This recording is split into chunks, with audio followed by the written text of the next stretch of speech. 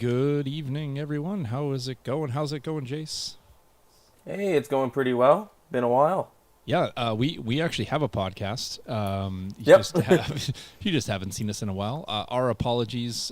We are fully prepared to be casting again and back on regular schedule. As I mentioned, June was crazy, so we'll get back on regular schedule with the week drops and going to talk a little bit about upcoming shows, etc. All the things that we have happening, but a lot has happened. We know, so we're a little bit behind in talking about some of the topics that many of the other great shows have already discussed, but that's okay. We can still talk about it. We have about a gazillion screens for you tonight, so that's what happens when you sit idle. So lots to talk about, lots to share. We'll catch up with what we've been doing and certainly talk about all things Legion. So Jace, besides you working on some magnetized minis there tonight, what else has been Yeah. going on in the world of Jace? Not much. Took a vacation, so was gone for one of those weeks. It was nice. Been doing that, catching up on work, and just getting ready for my study leave during the summer. That's about it. Okay, nice. Study leave sounds like work, but not necessarily work. It's different types of Yeah. work. So I'm also getting Exactly. prepared for my study leave, and that's where basically I don't work for 2 months at all. Yeah, that's what's on the cusp of that right now. So. We'll catch up some more. Obviously, we got all kinds of stuff to catch up. We've been away. I have been very, very sick in the last week here. 3 different illnesses all at the same time in my house. We seem to get that right before vacation almost every single time, whether it's Christmas or whether it's June. I think that's the body's sliding into relax mode. But let's talk about all the things that we got coming up on this show here. So we're talking about last week's in Legion. That should have an S on it probably. And all the great things that are going on there. We're going to talk about points update, errata, unit card reveals. So we got a lot to talk about and share there. I'm going to talk a little bit about Gen Con. I will be at Gen Con. That is the plans as of right now. The only thing I have to do is book my flight. Hotel is booked. Ticket is booked. So that's probably 60% of the way there. Seems like we're going. I was just talking about maybe a potential list that I am interested in and taking, certainly exploring more here in the next month and probably trying to play. And I'm also going to be painting the list. So if I paint it, I probably will bring it. To be perfectly honest, and I'll talk a little bit about being floundering in Legion all over the place, sort of dabbling in many things, and trying to find my way, just playing something different, post Worlds. So I also would be remiss if I did not tell you that the last round of the season 2 is open. We got signups happening right now. We're going to do one massive pool for the last one just to allow people to catch up. It was a little bit slow here through round 5, so we're going to give a big free-for-all and lots of points up for grabs as we round into the end of season 2. And then we'll push on and then give you a start date for season 3 down the road with new points, all the things. Probably going to wait until a little bit. Maybe we might put a small gap in there. I know people are really keen on Ewoks and getting them in there. So we just might let them roll out so that they will be officially legal for our league. So not that it's a real league in terms of real life Legion, but we do play street released stuff. So there's kind of a balancing factor there. What else do we have? Season 2, round 6 launch show will be next week, next Tuesday on the 27th. So we'll get all that done and ready to go. So, hey, I can join and only play against my local guys since I don't have a computer. Landon, that is not how it works, but I will let Dakota deal with your tomfoolery and shenanigans there because he's local, so I'll let him handle that. So, but the launch show will be on the 27th, so go sign up. I think the sign up closes, I think maybe we put the 25th, so go get your lists in and make sure you participate in the band. It is Heavy's band for the last round, so all good things there. In addition, Friday Night Fights. Jace is not here this week, but if I can find an opponent, or at least 2, we should have an episode this week. Jace will be back next week, and then we'll be back on regular games. I'll be around all summer, so we should be able to have, as long as we got one other opponent, we should be able to have a show for you all through the month of July and August. One small break for Gen Con, obviously, won't be here. But there is some tournaments, so there should be lots of people trying to gear up for things, so it should be good to get some extra practice games in for sure. And then last but not least, of course, tonight we're going to be talking about the change. It's here. It's now. Whether you like it or not, things are different. There's some new points and some new rules and some new ways to play Legion. And I think there's a lot more happy people than unhappy people, but unhappy people like to tell everyone. Happy people don't always tell as many people as they should. But we'll talk a little bit about our reactions and our sort of thoughts on the points. And I'm okay with almost all of them. So I think I'll be fine. So even though the ones that I'm like, those still will impact me at some point. Just not necessarily as strong with the feels as some other people in the world. So, but that's also fine. They can have that opinion. So, I do want to show one thing, Jace, probably on this screen because I think it's the easiest to do.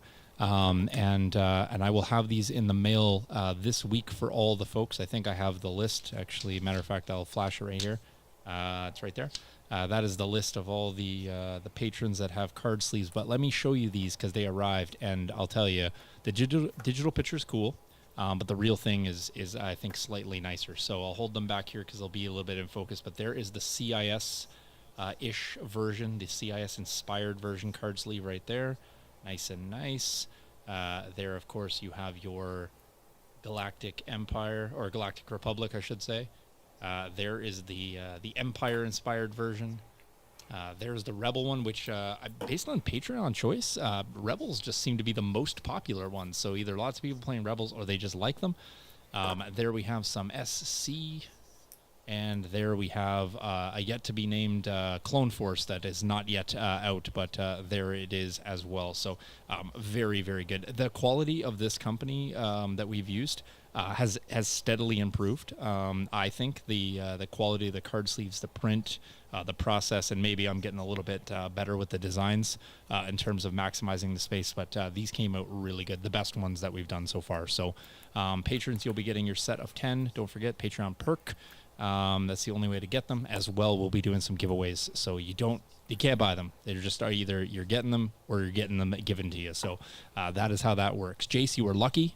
You are going to get them given to you. So yes, so folks playing in the studio always get the extra perks as well. So if you want to know how to check those out, go check out the Training Studio Patreon. So details are there.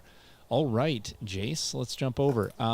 Any games? Any games in lately, Jace? Like Invader-wise, or just fun pickup games, or games of other things that you've been doing? Or I know you were on vacation, so.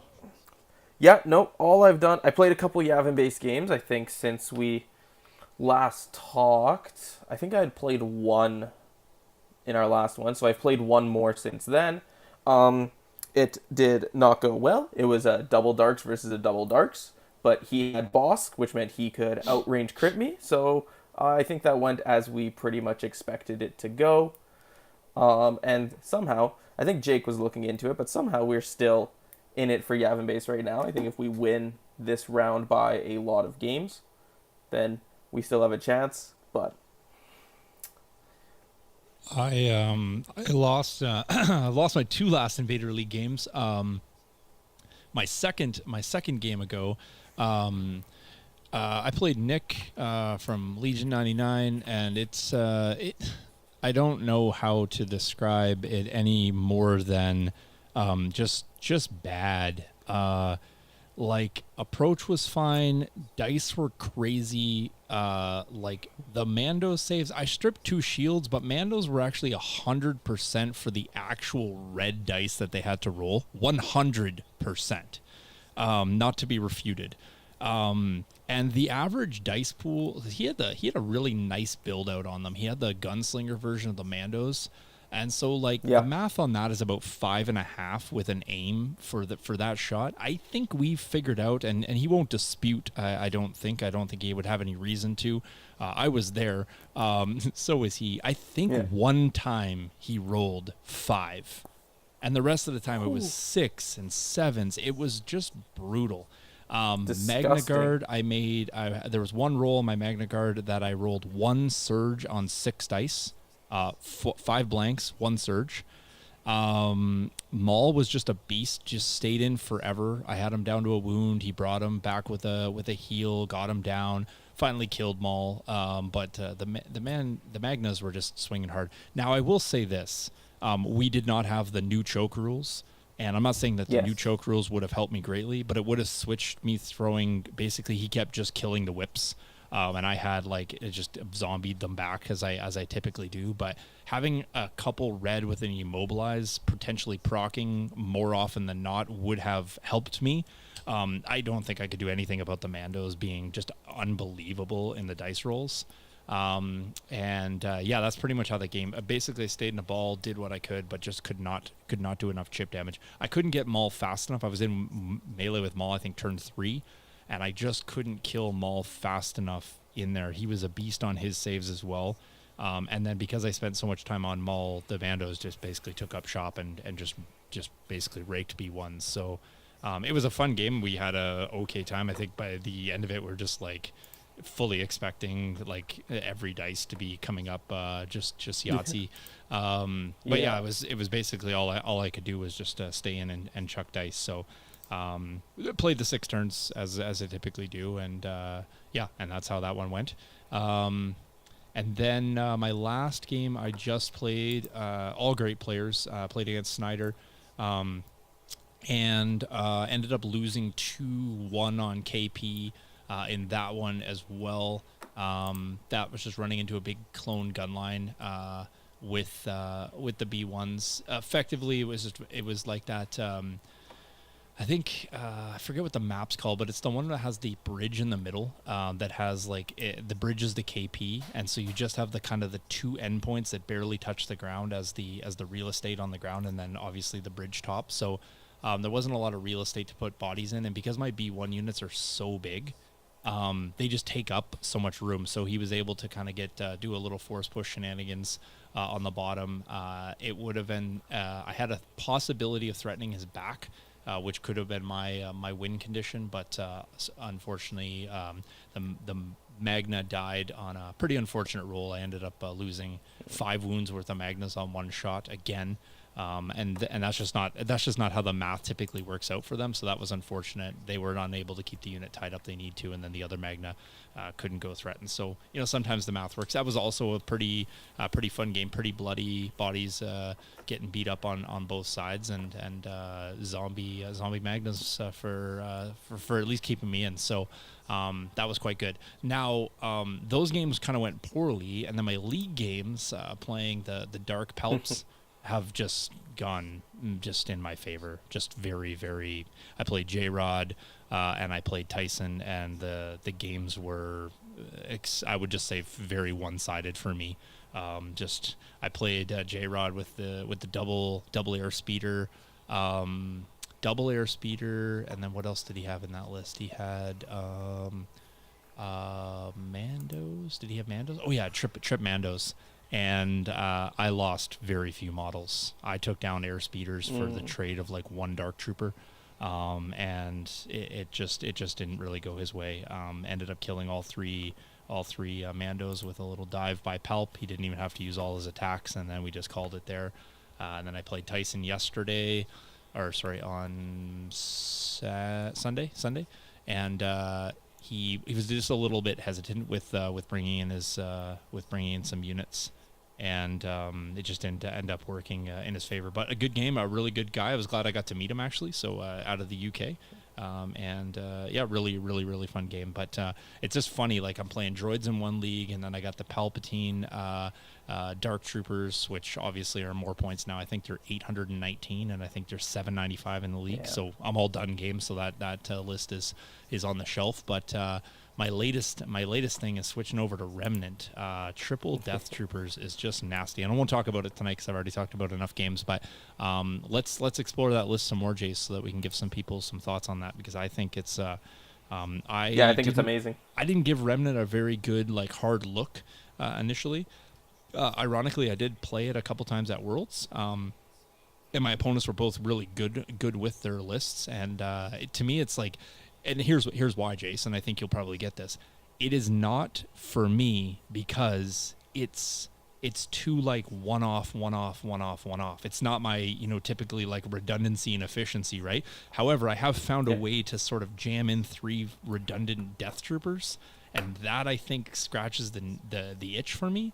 It's just all the other, like, this unit does this thing, this unit does that thing, that unit does this thing, and it's like it's not normally Legion, right? You have a leader who you don't really want to have in command range because your guys benefit from them not being there, but then you also want to kind of have order control because, you know, as a droid player, I'm kind of used to that. So I have to get my mind wrapped around that it's a different list, and I think once I do that, I think I'll like it even more. So, but it's pretty good. I do like it. I'm having fun with it, and I'd like to try it a few more times to give it a good shake. So there you go. That's where I've been at, and that's just all in the last like few days, because before that I was just plain sick for a while and then busy at school. So, but that is winding down, and here we are. Let's get into all the things, Jace, that we need to catch up on. Once upon a time, we used to have this show called Friday Night Fights. We still have. I kid. We just took a couple weeks off, and we should have a show this week. That is the hope, as long as we can get a player. And then Jace, at the very least, will be back next week for an episode. But Jace, 100 years ago, you played episode 89.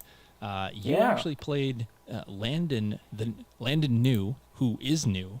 Whose last name is also new. And you guys played a skirmish game, so why don't you talk a little bit about this? It is up on the channel, but if you can remember this game, speaking of Mandos, they were in it. Yeah, so I was playing some Shadow Collective Mandos against my buddy Landon, who had mentioned to me the week earlier that he plays Lord of the Rings with me, and he's like, so how's Legion? He's like, I like Star Wars, so I've been looking at it and thinking about it. I was like, well, you want to give it a try? Come play a game on a Friday. So he came and played a game on a Friday, and his big thing is he was deciding between if he liked Empire or CIS, because his two things he wanted was he likes Palp and he likes Dooku. So we built him a Palp list with Palp and 2 Royal Guards, and then 2 Naked Storms, and we tried to keep it pretty light on the upgrades just to keep the special rules to a minimum. And then I just played some Shadow Collective Mandos. I think we ended up with, I'm not sure what it's called, but it's the one where you have to get within range 1 of the center. It was kind of like a King Control. of the Hill. You guys played Control, Dawn, and Battle Lines. Yep. Yeah. So yeah, it went up. Mandos did their thing. They killed a lot of stuff. Palp's Palp Bomb did. That part was unfortunate. Palp's Palp Bomb did not do what you hope for Palp's Palp Bomb to do. But it was a good time, and he had a great time, and he enjoyed it. And he actually went out and he bought a Palpatine to start painting up. So I think we will be able to slowly convert him into Legion. Nice. I always like when people start, because here's the thing, Jace. You know, I know, no one buys one model. No one buys one model.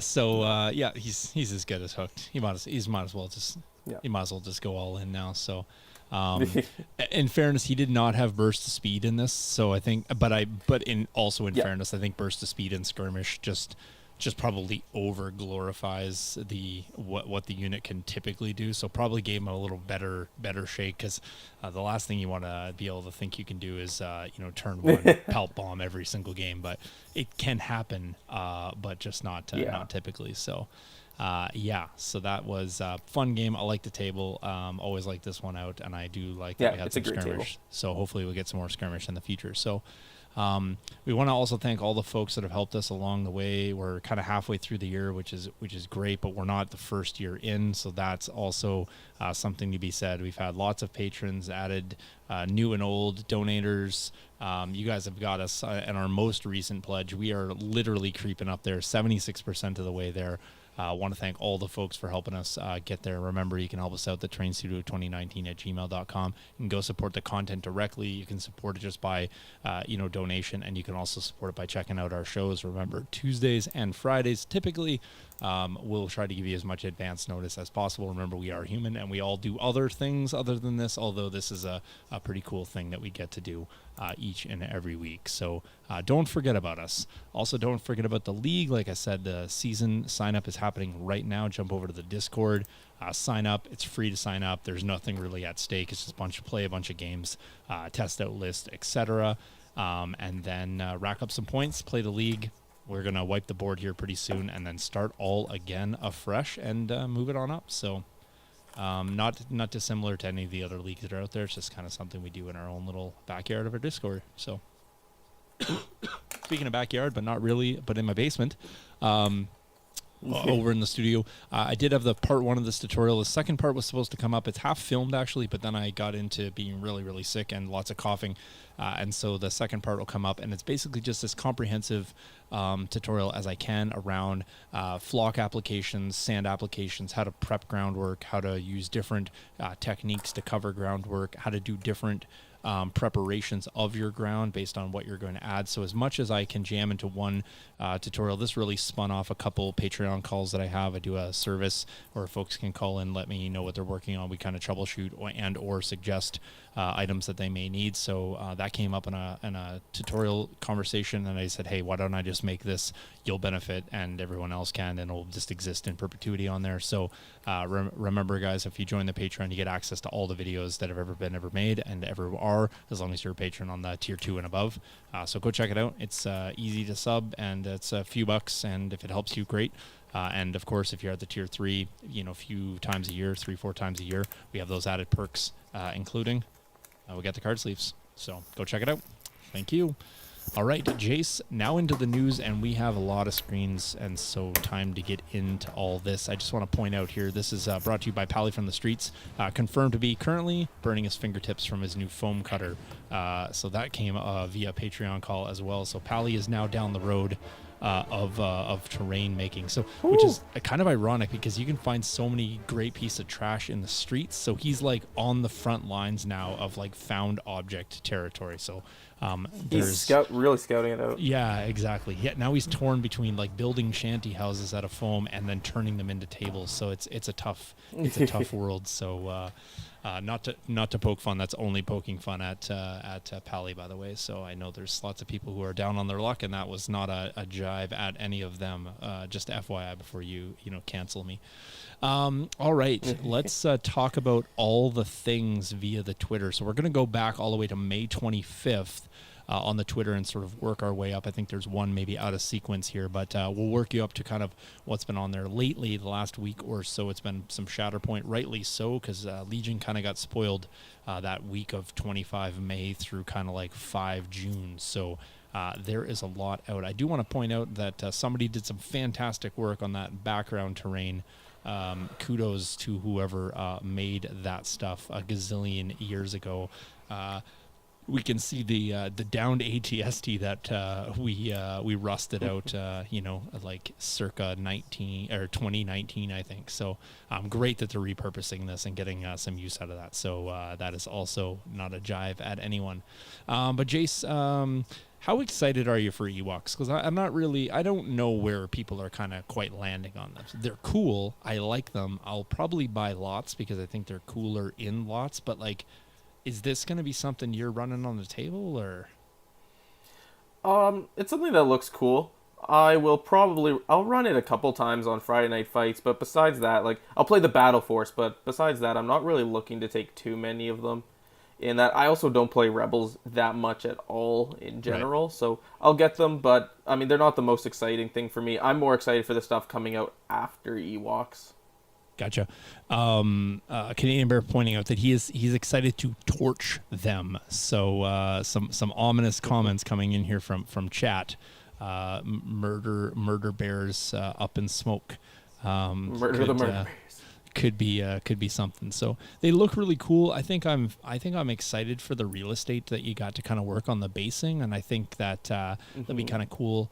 You really have to be, and I think they've done a good job here. I think you're really going to have to be tame with the amount of you kind of foliage and things you put on here because they're so small. Like a stock standard like 6 to 8 mil grass tuff is going to be like waist deep for these guys. So gonna have to make sure you use that sparingly. But they look cool, and I like the variety, and I like the kind of mix mash feel that they got going on. So let's jump over and have a little look-see here. We had got some information about the skirmishers before, Jace, but I don't think we had a chance to talk about the Ewok slingers here. So I don't think so. So looks like they got a heavy and a personnel slot. They got a training slot there. And then we got a 35-point base cost. Also can go in Rebels. 6 murder bears per unit. Got 1 health, 1 courage, white dice save, speed 2. They got independent surge 1. So not bad for a non-surging unit. You got some versatility there. Low profile, target 1, and then unhindered. So full speed. So short bears move fast. And I like the fact that they're going to get some free tokens. They might need it. They are going to be just a 1 white in melee. And then they get that 1 to 2 black with the primitive keywords. So not surprised that we have some variety here. Also, I should point out that these guys are special forces. So you can get a lot of bears in a unit here, Jace. Sorry, in an army, I should say. So yeah, you can. You're talking some significant numbers of bears. So, and I'm not sure if it's really clear. I never really had to look at the box art, but I assume it's still probably just going to be kind of one squad per box. I don't think there's going to be a way to make multiples here, right? So no, I'm assuming 1 per box. Yeah, and then obviously you'll probably get your personnel and your heavy. I guess in theory, if you buy enough boxes, you probably might have like if you buy 6 boxes, I think you end up with 6 extra Ewoks, right? So I guess in theory you could almost get there if you wanted to, but I think you're going to need to buy lots of boxes if you want to run this as a full up army. So yeah, 1 per box, 8 bears per box. Yeah, because you get the heavy and the personnel. What I'm saying is if you buy five boxes, you'll end up with 5 extra dudes, but that's still not enough quite to get you the 6 units. So yeah, nope. But any thoughts, like in terms of Ewok slingers? Are you 35 points? These guys are so dirt cheap. Like yeah, insanely cheap. Like 240 points. You got your core covered. Obviously, we don't have the heavy costs on this particular screen, but if you just wanted to run the bare bones, you could populate quite a bit out here. So no range, no problem, says whoever is playing against Ewoks. This is just going to be an up close and personal fight. I think there's an inherent danger here though, because they have to get close to you, but when they do get close to you, they're just going to be all over the place. Like you're just going to be in melee all over. Because I mean, it's not going to take much to punch these guys out, but once you make a whole another 8 jump in on you and hit you again. So these guys are going to be swarming all over the place. So. I kind of don't look forward to playing any heavy units that cause displacement because you're just going to be moving bodies literally everywhere. So bring an AA5 up and do a burnout on an Ewok horde. It's just you're going to be 35 minutes just displacing units. So not looking forward to that. But I think they're cool. I like the kind of two different profiles. We were speculating before whether we would get kind of a ranged and or melee profile within the core. I think we got our answer here. They're not. They're simply special forces. So that's what we got. All right, let's slide over and have a look. Speaking of some of the heavies that they have and some of the upgrades, kind of go through these. Jace will talk about, maybe I'll kind of do them one at a time here, but the Axe Ewok. This is a heavy guy here. And just running back, so I guess it says right on there, I was going to say, just to point out that some of these upgrades have some specific qualifiers on them, so you do want to pay attention to these. This one here is both for the skirmishers and the slingers. So he's a melee weapon, though, and it is a red dice. And add 1 Axe Ewok miniature. He gets Pierce 1, Impact 1. 1 red dice with Impact and Pierce, Jace, for 15 points. I mean... I like it, especially when you put them just in the regular skirmishers and they just, now you throw, take the extra dude too. Why not to throw 7 black, 1 red and just pierce a save? Yeah, I mean, these guys in melee, if you're gonna be throwing 6 black and a red with pierce. Yeah, and that's without the extra dude. Yeah, true. Without the extra dude, I mean that's hitting pretty decently. So. And for 15 points, I think you're probably going to just want to add the point of Pierce. But getting a red dice to boot on top of that feels pretty good about it, I think. So not too shabby. Call to arms. So you notice this has like a double dot up there at the top. So I think that makes that unique. Yeah, you can take two of them, I two believe. copies. Yeah, exactly. So it's like just something to pay attention. I think this might be the first time we've seen that as well. Yeah. We've Yep, seen the first single dot. So not a bad mechanic to have in there. Something for new players to really pay attention. Some people might not even notice that at all, but go easy if somebody has too many copies in their list for the first time, didn't know where to wear. So this is trooper only. It is a tappable card, exhaustible, I should say. This unit gains 1 suppression token. The unit gains charge until the end of the round. What do you think about this, Jace? Just kind of turning on charge. I think you will always take that card on mostly the skirmishers, the ones that don't have any range at all. Like, yeah. I mean, I think you kind of like it with the low profile as well. So, like, if you're going to be able to trigger that now, you're going to take that suppression after you tap this, so you wouldn't be susceptible to losing actions for that given round too. That's also probably important to point out for maybe like we're just assuming that folks maybe don't know that. If you already do, then it's not made to kind of restate the obvious, but sometimes that's a question that people get, like, oh, hey, I have suppression. No, you took it this round. You check that at the start, your status was good, you're good to go. So, and then I think after you get this, and then you benefit inherently from having that extra cover potentially, and then potentially better than that with low profile. So, yeah, I don't mind this for 5 points. I think that's good. Obviously, that's why you are just getting 2 copies. You can't just kind of spam this 6 copies across your army list. So. Forest Dwellers, I believe we did talk about that one before, Jace. I think this one we had. This unit gains Scout 1. I believe so. At the start of the first activation phase, this unit gains a dodge token. So first activation only for the dodge part, but and then obviously the Scout's also only going to trigger off that first activation. So 3 points, I think it's okay. I think everything is reasonably costed for Ewoks, and you add everything in there, and they're sitting at a grand total of like 60 points. You're feeling pretty good about it. So I think we agreed that was pretty good before. So yeah. Insatiable curiosity here. That's a exhaustible card, or one-time use, I should say. What do they call that? Is that exhaustible? Is that what they call that? Or expendable. Thank you. Yeah, expend card. Yeah. So Ewok, skirmishers, and or slingers only. Choose an enemy unit in base contact with the unit's leader that has, I believe, I'm seeing my eyes here, I think it might be a heavy, a gear, or a weapon upgrade. And discard one of those non-unique or limited upgrades. This unit suffers 1 wound.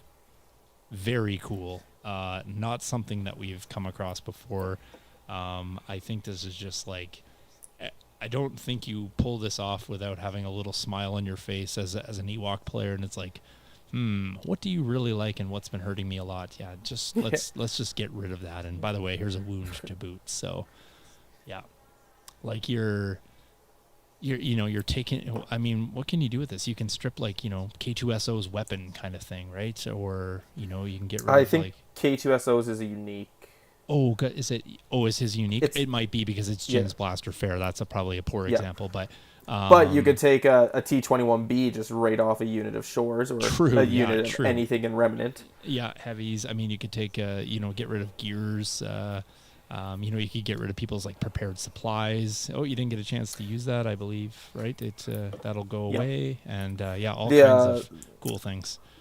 One of the other fun ones is Mando shields for the generic Mandos, because those aren't unique. You just walk up and just be like, oh yeah, your gear slot shields are just gone. Yes. And fair, the speculation here, you don't get to then use that weapon, but that would also be exceptionally funny. But just gets discarded. So discard one of those non-unique or limited upgrades. So and then the wound, like I said, is just kind of an added thing in there. So not bad. So, and I believe your opponent will be able to assign that wound as they see fit. But I think you're okay with that too. So 8 points, Jace. Do you think that's worth it? I mean, you don't even necessarily need to trade up, but certainly as in your example where you're trading up to get rid of a heavy, Yeah. You're probably almost in most cases like triple like so. Could I just drop off like an assault cannon on a Yeah. like a dark trooper? Yep. Bye-bye. Oh. All right, I'm just gonna So, trade this like what's that like 6 times value trade up? yeah, like the model stays, but you can't shoot the assault cannon weapon anymore. It's back Yeah, down to 1 black. yeah, that ain't half bad. That ain't half bad. I mean, potentially, yeah, you could because maybe it. This is just suffers a wound. This isn't. This doesn't say anything about right. I think you suffer the wound. This. Oh, sorry. This. I misread that. This Yeah. unit suffers a So wound. Gotcha. You have to take that so they, yourself. Okay. I mean, still a yeah. good So trade at that point. Yeah. yeah, I'll take a 6-point bear. Yeah, for- sorry, I misread that. So yeah, so you take a wound. Yes, you will take that 6-point trade up at almost every time. So fair. And then the last one, Ewok Trapper. So this is actually a personnel, not a heavy. Slingers and skirmishers again. Add the Ewok Trapper. This unit gains looks like a training slot, and for 10 points. Yeah. What do you think about that? I guess if you're looking back here, like the slingers already have a training, and so do the skirmishers. So Yeah. So you basically get a second. yeah, I don't know if you're loving that to add. I guess if you really have a certain way you want to kit them out, and maybe a few limited units. Yeah. I'm not spamming this probably, to be honest. It really depends. It depends on how much of that insatiable curiosity you want to take, along with those other 2 cards. Right. Yeah. Fair. Because if you want that insatiable curiosity on every unit, that's your training slot, and then you can't take anything else unless you take the trapper. Right. Yeah, exactly. So, and like I said, maybe this becomes something a little bit limited, right? Where it's like, I'm going to send in a couple units that I want to kind of, strip in, unit upgrades on others. And then I want to have some sort of thing that gets me in or keeps me alive. But if you start adding or spamming these upgrades across, your units can get a bit pricey. I still think they're quite reasonable. So, that's also how you use the range 1 to 4 bombard cards. So, so Graham is referencing some information that we're not yet at because he doesn't follow along with the sequence of events here. But but that's all good, Graham. So, yeah. Art is really, really cool on this. I'm going to point that out a few times because we're going to come up to some other exceptionally cool Ewok art as well on the alt arts. So, but cool. I really like the. No, it's all good, Graham. It's all good. I was just teasing you. Just bugging you, buddy. It's I think all really well done. I really like the whole feel of the Ewoks. So, like I said, they're not. I'll get them. I'm not super excited about them, but like. The space feels cool. The units feel cool. I think they had to make them feel cool because, like, what's not going to feel cool is when you're picking up mittfuls of these things off the table. And I think that is the dialect B ones. Yeah, they're definitely going to be a thing. And good thing they're probably going to be quick to paint because also as a feels bad moment. So that's how I feel about B1s. They're quick to paint and you remove them just as fast. So. All right, well, let's switch gears. We will come back and talk a little bit more about Ewoks, obviously, as we get into some of the other upgrades. But I just wanted to switch gears and kind of stick with the timeline here. This was on the Twitter feed from AMG, talking about the Spec Ops, and they were talking specifically about vehicles and hobbying them up. I have a particular interest in vehicles in the game for a variety of reasons. So there is one additional one. It's not that I didn't like the Saber tank. I just only had room on here for so many of them. So we got one by Dallas Kemp here, Justice and Anne. So we got an AA5, a LAT, and AAT. Very exceptionally cool paint jobs. Some base, some not. So kudos to Anne, who actually did go the extra mile and get some basing on that AA5. So fantastic. Really, really like that traditional scheme here on the LAT. Looks really, really cool. And the AAT for that matter. But bonus points to Anne for having the Sabine Wren inspired AA5 there. So well done. So Jake asking, I wonder how many people will play Ewoks at LSO. Remains to be seen. I'm sure we'll hear all about it, and I'm sure somebody will come up with the absolute just nastiness of Ewoks. And I think from a sales standpoint, if somebody can make them work and really, really press the Ewok theme. That'll bode well for sales for sure. So, and then people are just going to get them because they think they're cool. So, yeah, so really, really cool. Paint jobs here. They come out the day before. Jake pretends like that will actually stop people from running them at the event that happens the next day. That's never been a deterrent other than the 11-day rule. That no longer exists. So, Jake, I will guess more than one will be my prediction. So, on the 5th and 6th on the Twitter, if you guys have been under a rock or sick like me, you may not have known that the errata came out as well as the points adjustments. So kudos again for turning these around really quickly and getting the documents out. That's actually great. Some blue text, obviously, in there to share some of the changes, which is cool. I think they did really good charts, which we'll share around the points updates. Jace will kind of give us the reference in terms of the exact numbers because that's the only thing that's on there. I'll point that out that I think that would be cool. I get that it's not as relevant when people are accessing this later, but people that are, not wanting to go look up an additional reference may want to know how many points did that go up before. Was it 1 or 2 up or 5 down, et cetera, et cetera. I would like that number. That's just maybe a courtesy thing to me. Maybe other people don't care as much. If you like it, great. Maybe you can shout it out. Maybe they'll do it next time. Maybe they'll do that in a separate column.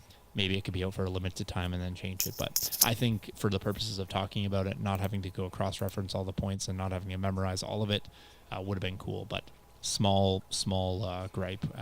But mostly kudos for all the great info that came out. So Worlds qualifiers are upon us, Jace. I know that we're going to have some and I don't know what's going to have Worlds qualifiers in it, but I think we're expected to have maybe 2 or 3 Saskatoon events, maybe a Regina event, a Lloydminster event. One happened already in Manitoba. We have one upcoming in July. We might be spoiled, Jace, with some actual events that we don't have to fly 10,000 miles to get to. So that's cool. And hopefully you guys are in your areas as well. So Worlds qualifiers are upon us, and I don't know how many Worlds invites are already out there, but I think there has been some and some more to come.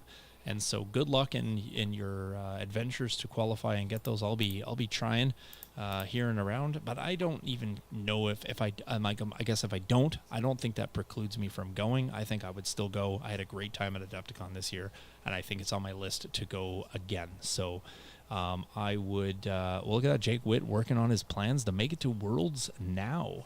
Jake, do you have a qualifier already, or do you have a ticket already, or are you working on?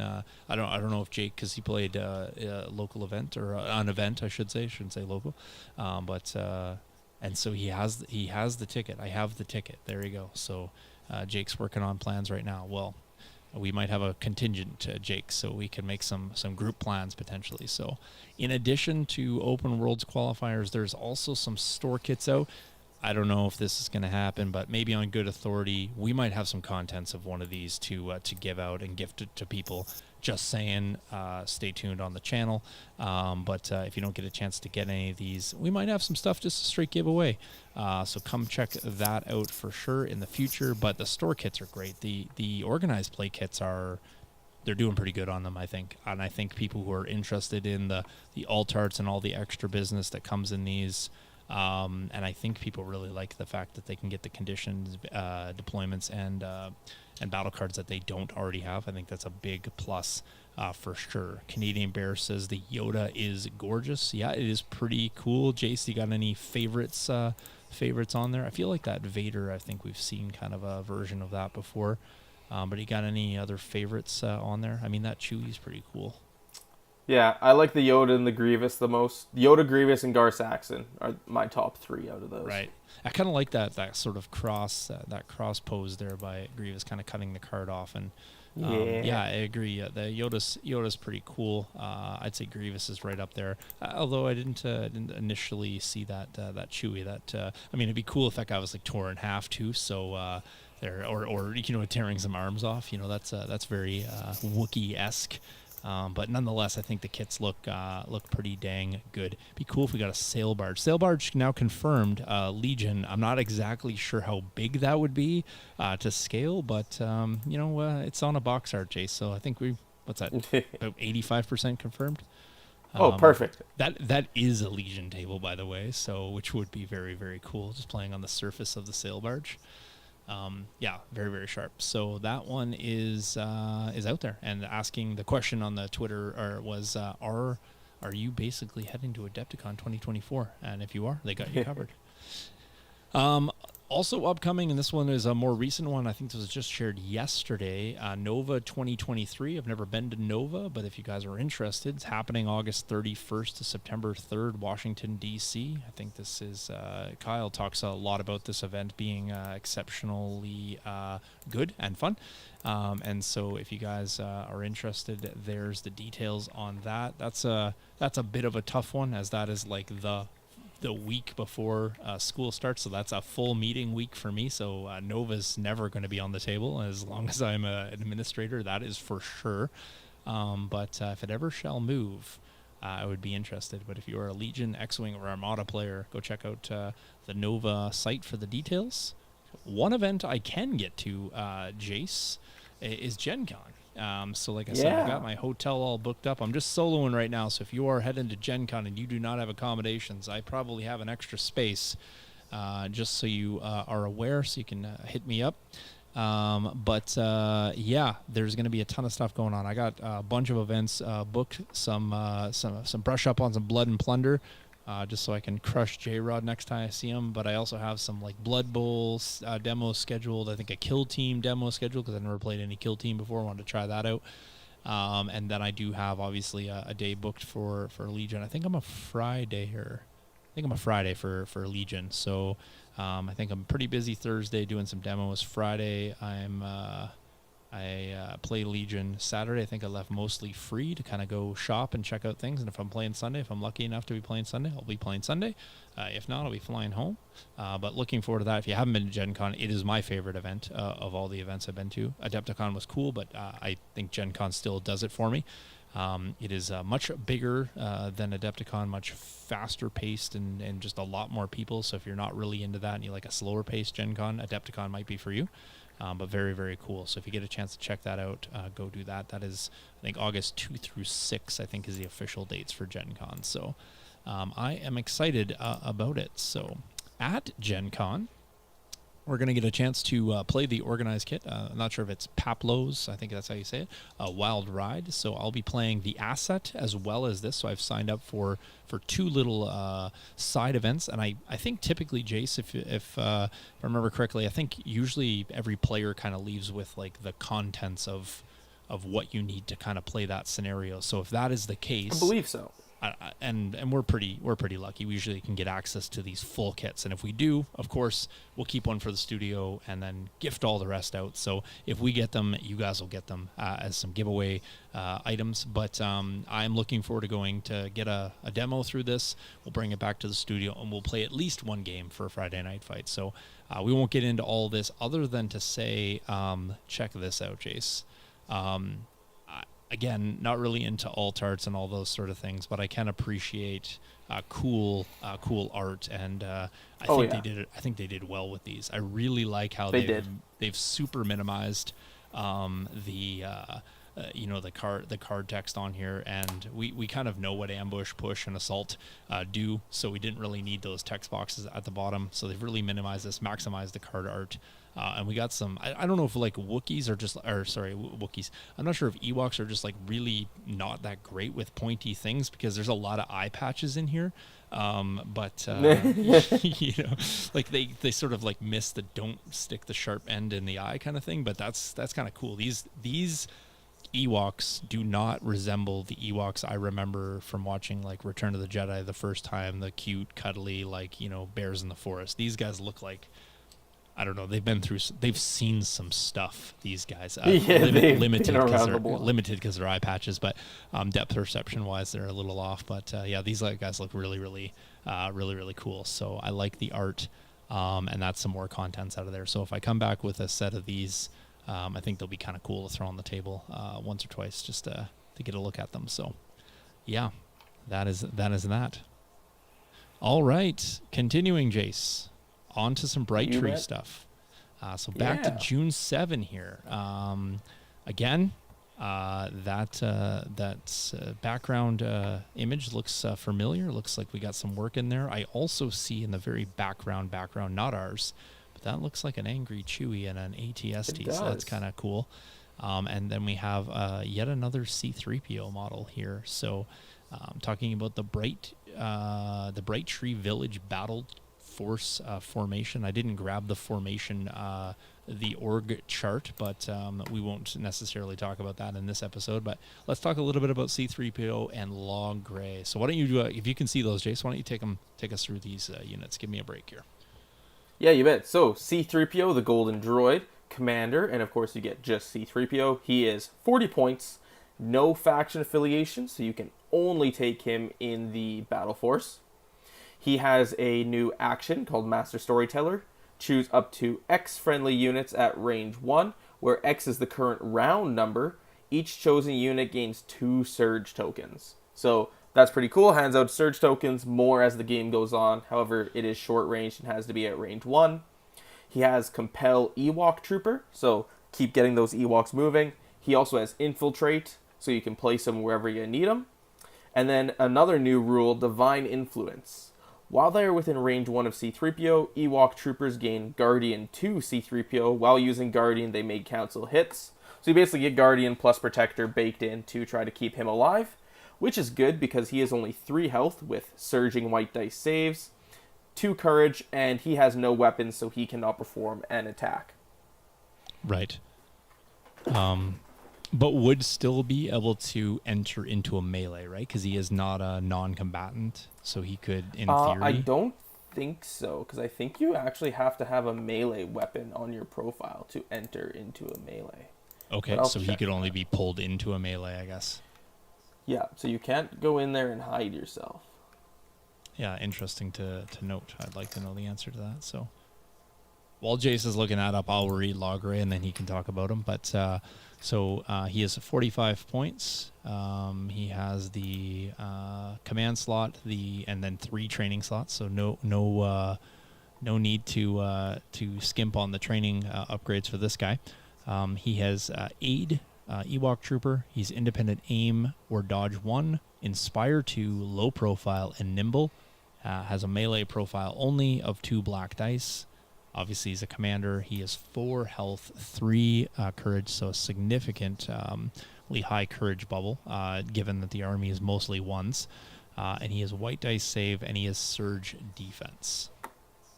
So a little different profile than Wicket here, and definitely something that some unit that could keep your army at least from panicking. So can't say much about them losing actions, because I think that might be something you might have to live with a little bit with Ewoks. So that's why they get so many free actions, I think. So also suppressive in melee, if I didn't point that out. So what's the answer, Jace, on C-3PO? Yeah, so page 5 of the rulebook, bottom paragraph on the left-hand column. Miniatures cannot move into base contact with miniatures from enemy units unless the unit leader has a melee weapon. Okay, so he cannot hide himself in melee. Yeah, so again, probably one of the first times that we've had that, right? Because he was a counterpart with R2D2, who does have a melee profile. So is this our first unit in the game that officially can't enter melee? I think so. I mean, there's a couple others. I mean, like speeders and repulsors. That True. Sorry, I should specify trooper. Those don't really trooper-based miniature. I should have specified, but I think this might be the only one. Yeah. I don't have another one coming to mind, so I think it might be. Yeah, interesting. So first trooper, Jake is saying there. So and Pally's checking in. Pally, how's it going? Yeah, so any thoughts on Logray here, Jace? Yeah, Logray's pretty cool. Lots of training slots, which is awesome. The independent aim or dodge is really nice. Surging defense is nice. The one thing that I do notice that's different from him than his other Ewok friends is he doesn't have unhindered. So he does actually care about terrain, which is interesting. I can't remember if Wicket had unhindered or not. If Wicket does, Logray is the only Ewok that we've seen so far that is affected by difficult terrain. Yeah, fair point. Fair point. Any Aid. like, go ahead. Oh, go ahead. No, I I was was just going gonna to say Aid is say, also like, very. Aid's very nice with the independent, just like the pikes and Black Sun capos. Right. I was just gonna see if I could grab Wicket's. If I had Wicket's card handy here. I think maybe. No, that's I'm another sure they Logray. have to have him on like Legion HQ already. Oh yeah, he definitely is there. I just was seeing if I had one at hand here. He's not loaded into this week's screens. Low profile, nimble, relentless, sharpshooter. Wicket has unhindered, so Logray is the only Ewok without unhindered. Gotcha. I mean, I guess he's supposed to be old, so I guess it can make sense. But is also an interesting thing to note. He and he has speed too, so he's at least he's Yes. gonna have options as long as he's not having to go through the difficult terrain. So, yeah, and maybe he doesn't need to be as quick, right? Because you're probably gonna want to take advantage of the courage bubble here. You're probably not going to want to put him too far up in the mix because you got a unit. Any typical units with like inspire, and courage bubbles are typically going to kind of be managing the back for you and probably not leading the way. So, yeah. Yep, suppressive in melee is not bad. So if he does get kind of stuck in, he kind of makes units think twice about trying to take the standby and do the standby shenanigans. That's always a trick you got up your sleeve. So, cool model at the end of the day as well, and just another option for people to get C-3PO. I don't know if they've sort of talked about just how does he come? What's the box like package for this? Like, how do you obtain C-3PO? Is he gonna be? Or do we know that yet? Actually, I don't know. I'm not sure if other people know that. If anyone knows, it'll be Jake. Jake, do you know? I pay less attention to that sort of stuff. I just buy what comes on the shelf. I was just curious what same. how the packaging comes for him. If he like is that a box? Do you get Logray and C-3PO? He gets just a card in the Wicket Logray box. Okay, so not another way to get C-3PO. So that's a little... you got the Rebel Battle Force to get him for true. It's just he's kind of he's kind of behind two expensive kits if you didn't already have them, kind of thing. So yes, that he is great if you need them, and obviously less if you were just kind of going this route. So. But I think he's versatile, and if you're running Ewoks, potentially you kind of go down that. Maybe you want to go down that rabbit hole of the rebels as well. So, again, not a huge deterrent. I was just curious if he was going to be available in a different route. So, let's have a look at a couple upgrades that are going to be coming in here. All unique in terms of the one dot here. Cool names. We have secret ingredients. Also, typically when I make supper, I always add a few secret ingredients. So at the start of, this is Logray only, by the way. At the start of each round, put one aim or one dodge token on this card.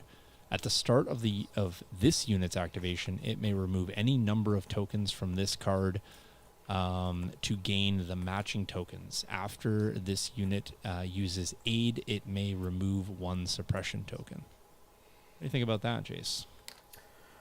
That is very interesting. Sorry, how many?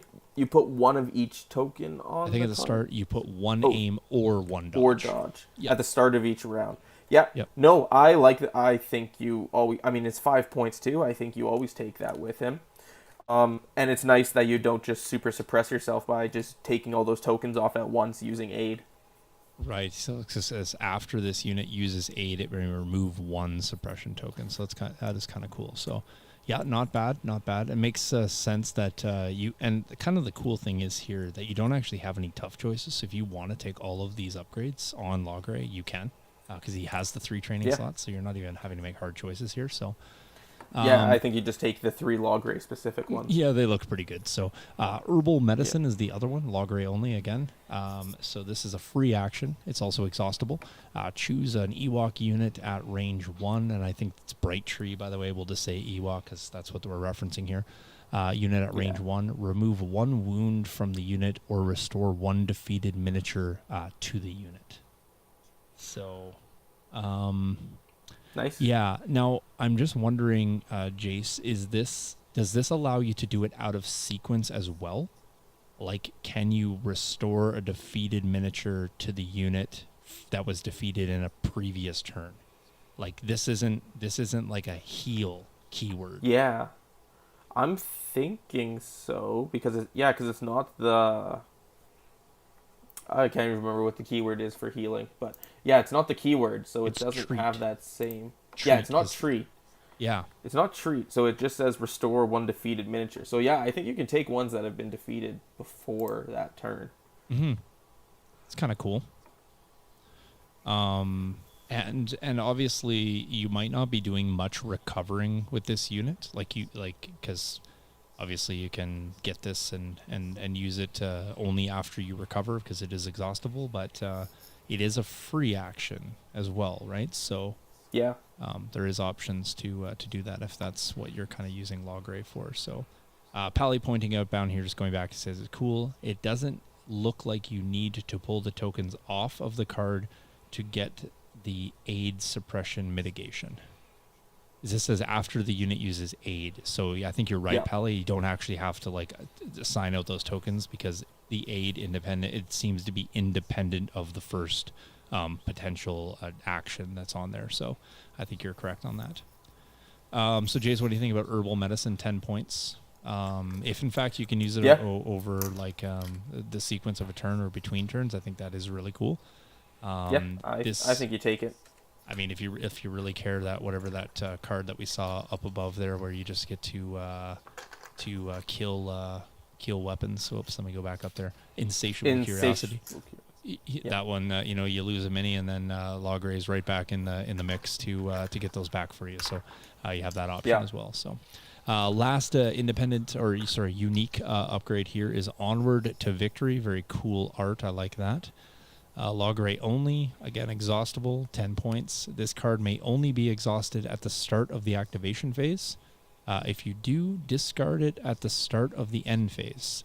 While this card is exhausted, when an enemy unit is defeated, one friendly Ewok Trooper unit may perform a Speed 1 move. All right, let's go back and have a look at this. So the card can only be exhausted at the start of the activation. Yeah, so before anything's happened. If you do, you're then discarding it at the end phase. So it's a once per game. Yeah, it's a once per game, but not whatever we call that other one. Expend. With the X. It's not an expend. However, it kind of has the effect of that. But it remains in play, I guess, for the entirety of the turn. So while this card is exhausted, which it would be for the entirety of the turn, when an enemy unit is defeated, one friendly Ewok Trooper unit may perform a Speed 1 move. I mean, this also goes great if you got a unit in combat with a weak unit. Yeah. Kill it, move Speed 1 into another unit, have that charge card on it, tap the charge card, attack again. I mean, you can use 2 units to get double attacks with that. Yeah, would they get that though? Oh no, you wouldn't get the double attacks. You wouldn't get the charge effect because it couldn't double swing. Yeah, but I was trying to think of a way that this card isn't a win harder card. It's kind of what it is. win harder.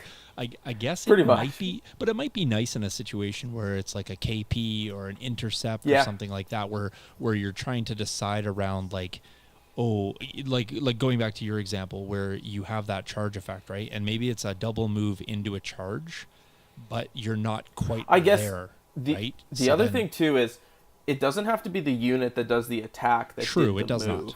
That's true. It's any unit. So you could take a different unit to Speed 1 move into another unit, use the charge card, attack with that unit outside its activation, and then could still attack during its activation. And there's also another important thing to point out on here is there's no range on this.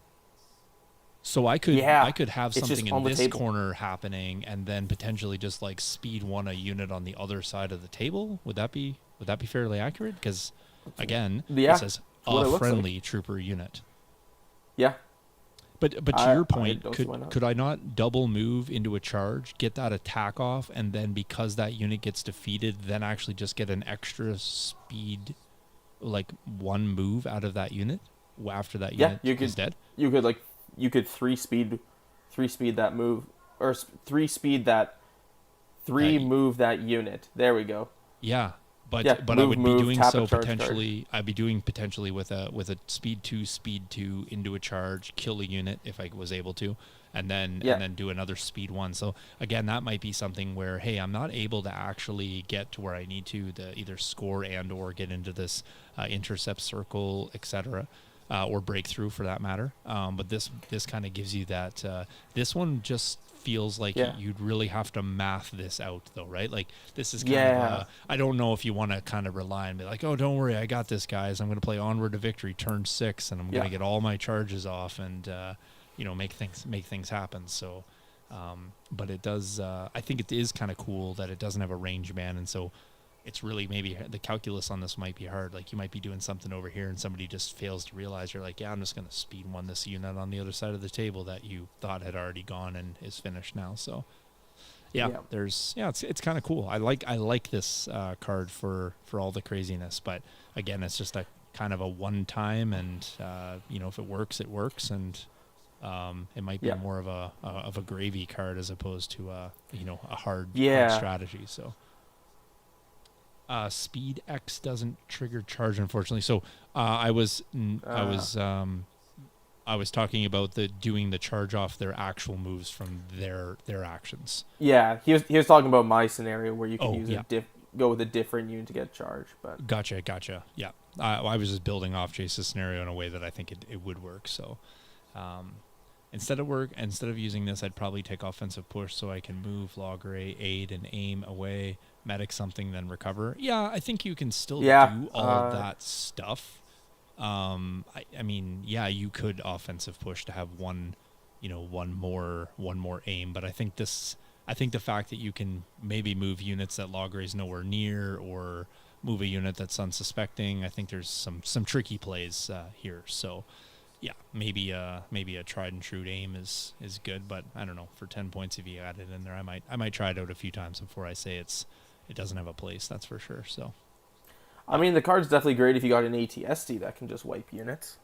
True, because it does not say that the enemy has to be wiped by a Ewok unit. It just says they benefit from the move. Yeah, so there is and here's the thing, is this is each time. So I mean, you could have this trigger multiple times. And is there anything that says that a unit can only benefit from the speed 1 move once a turn? Not that I've seen for this one. So you could just keep making the same unit move. Right. Yeah. Like that. I don't know if that's a thing, but again, just a question that came to my mind is like, if you have 3 units that die in the final turn or the turn that you play, it's not even the final turn. Could you potentially just get extra moves out of a unit? So, in which case you could probably move a unit pretty far, depending on how the scenario was set up. So, cool, interesting. That is one to revisit for sure, and I'll be interested to see how people are using it. But I think it's got some play. All right, well, let's get into a few others here because we gotta do all this and get into the points and all the rules updates and all the things. So. Here are the command cards that we have. Arboreal Assault. Looks like this is Bright Tree Village. So that'd be the Battle Force. Yep. So it's going to come out of the Battle Force. This is the 1-pip, 2 Bright Tree Troopers units. Bright Tree Village only. You must nominate Bright Tree Commander and the weapon of the Bright Tree Trooper unit and the weapon of the, basically I'm going to call it Ewok Trooper, unit that have a face-up order token, gain suppressive, and immobilize 1 this round. This round, after a friendly Special Forces unit performs an attack against the unit with a face-up order token, shuffle that token back into the order pool. So you get a little bit of a pin-down effect on here, as well as some other bonuses to your weapon. Not a bad card.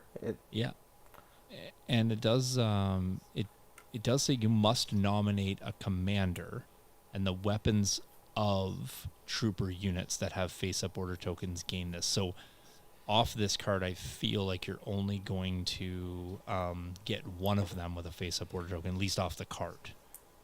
Yeah, you'll just get one trooper, one core or special forces unit, and then the commander that you give. And if Right. you're doing that, you're probably giving it to Wicket, would be my guess. If you have Wicket, he's probably the better of the Ewok commanders to give it to. Right. The nice part is the second part of this isn't tied to the issuing. It's just simply special forces units performing attacks against face-up order tokens. Get the effects of the pin. Basically, I'll call it pin down, but you know what I mean by putting the order back in the pool. So, kind of cool. Not a bad one pip. Definitely. Log traps, very cool card art, very iconic. This goes to no units, ironically enough.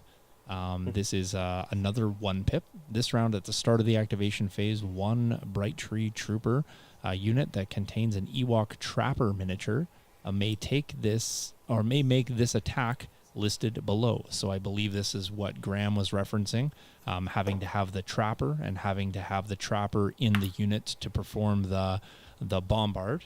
And the Bombard is a 1/4.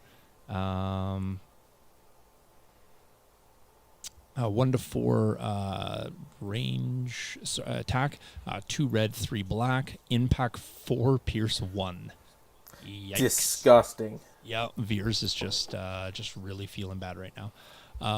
Yeah. So I thought I had the orbital bombardment, but apparently not.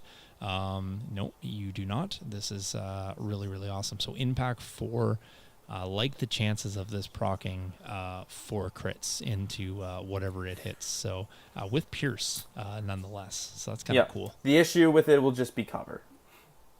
Right. Yes, because it does not come from anything with sharpshooter or at this point. It's not anticipated. But Wicket cannot take a trapper.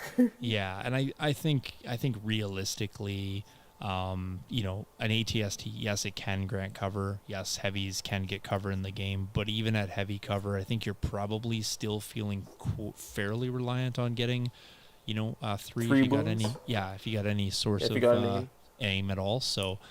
Yeah, and then short of that, I think you can almost guarantee yourself you're going to push 2 over. So, yeah, not bad. But impact 4 feels bad.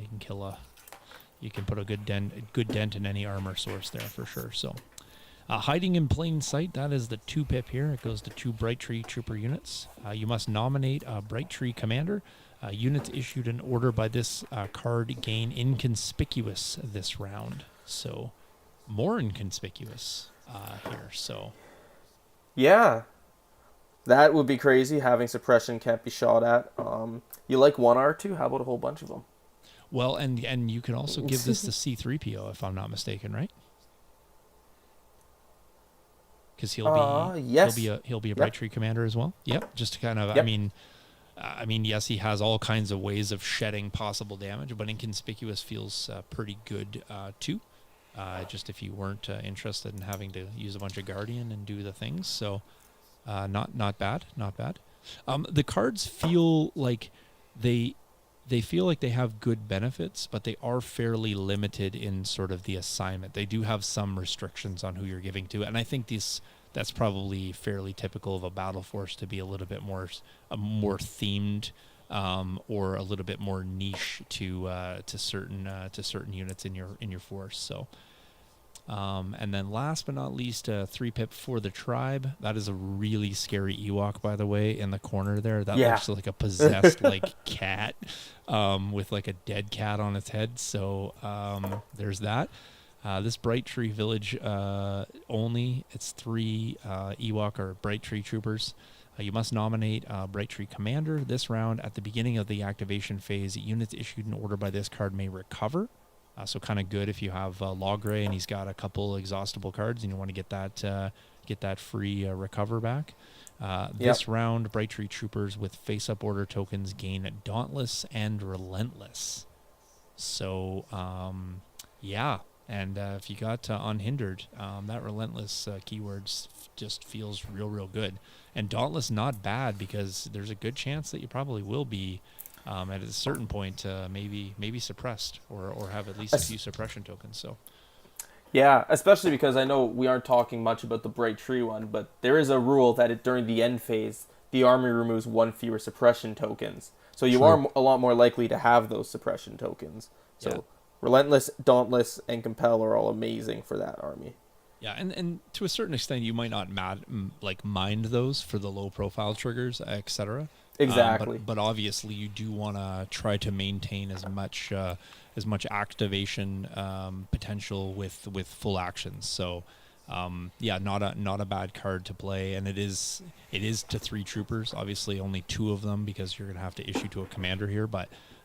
If you have some units that actually, are kind you of, don't have to issue to a commander. You just have to nominate the commander. have to nominate. issue Sorry, the I should orders. say yes. You have to nominate. Yes, in this particular one. So that's true. It does say you must nominate. So yeah.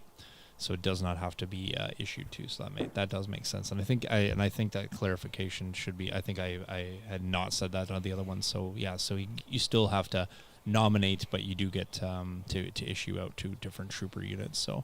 Unless there's some other trigger in terms of like they have to have an order, etc. So, but not bad. I think the cards are pretty thematic for sure. There's a lot. I think there's a lot going on with the Ewoks though. For fairly simplistic sort of attack profiles, I think the rest of the units are rather tricky. A lot to keep track of. A lot of keywords. I think a lot of synergistic elements between them.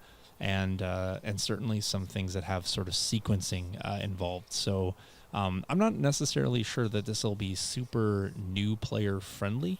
I think that I just think that there's a lot of elements here. So I'm not saying that new players couldn't play this, but maybe this might not be like the starter box you crack out to kind of walk somebody through teaching them legions. So again, you can. It's not a warning, but I think there's a lot here. I think there's a lot more simplistic ways to get people into Legion than these. Even I have to go back and read them several times and still get them wrong. So there is that. So yeah, I'm interested to see. I'll probably be on the receiving end of Ewok shenanigans far more than I will be on the giving end. But I'm sure I'll get annoyed enough where I'll try them out myself. So that's typically how I try most things in Legion. Be like, I'm just tired of being on the receiving end of this. So here we go. All right, last but not least, before we get into the points, and we'll rip through all those and do the things. Chewie in a full quality art image here. Again, just getting a little PTSD that time we shared that blurry image, which I'm never really a fan of, but here it is. 190 points, full armor, Arsenal 2, Inspire 3, Incognito, weak point 1 rear, and then he has all the things. Don't fret, people. The twin light blaster is range to 3. So for the folks that were worried that it was to 2, it looks like this is clarity. That is in fact 3. But gotta love that melee added on there, Jace, where we removed the 1 and just added melee. So very, very nasty. So grenade launcher is the same dice, but now melee. Twin light blaster, same dice, now melee to 3. The MS4 twin blaster cannon, 1 to 4, same dice pool. Impact 3, pool them together if you want to get your impact 4 triple rainbow. That's a thing. You can't melee that, FYI, but you can certainly do that. You can certainly do that at range 1 to 3. Stock standard AT-ST here with 11 health, 8 for the resilience value. Surge up to crit though, so that's amazing. That's new and awesome. And then obviously you have your defensive surge there. So surge crit on this AT-ST just feels very good. So yeah, especially even a little melee kick's not bad at all. So, and then you got the Inspire 3. So you have an Inspire 3. Potentially you got Logray in your army. He's running a Courage bubble of 3 with Inspire 2 on his own. You have Compel in your army if you're running C-3PO, so you can issue out those those suppression tokens, be getting actions off those, moves off those. Lots of triggers. Again, very synergistic feel to this entire army, and probably all coming in at a steal. Like, I'm just doing the math in my head, and it's just like, I mean, at what point am I actually making any decisions to not just take everything? Like, I don't know what the math on all this is, but I don't feel like I've reached 800 points in what we've kind of talked about here. So I think this will be one of the interesting ones where you can just keep adding lots of points until until you get there and probably have room to spare. So, yeah, that's cool. That's really, really cool. So, Jace, will you pick up another AT-ST? Will you pick up one of the new boxes just for the, the simplicity of getting a Chewie and a Veers?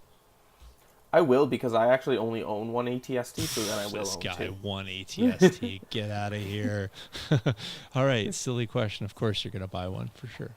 Question to me, Yeah. Shawn, will you? Yes, I will, and I own 4. We're fine.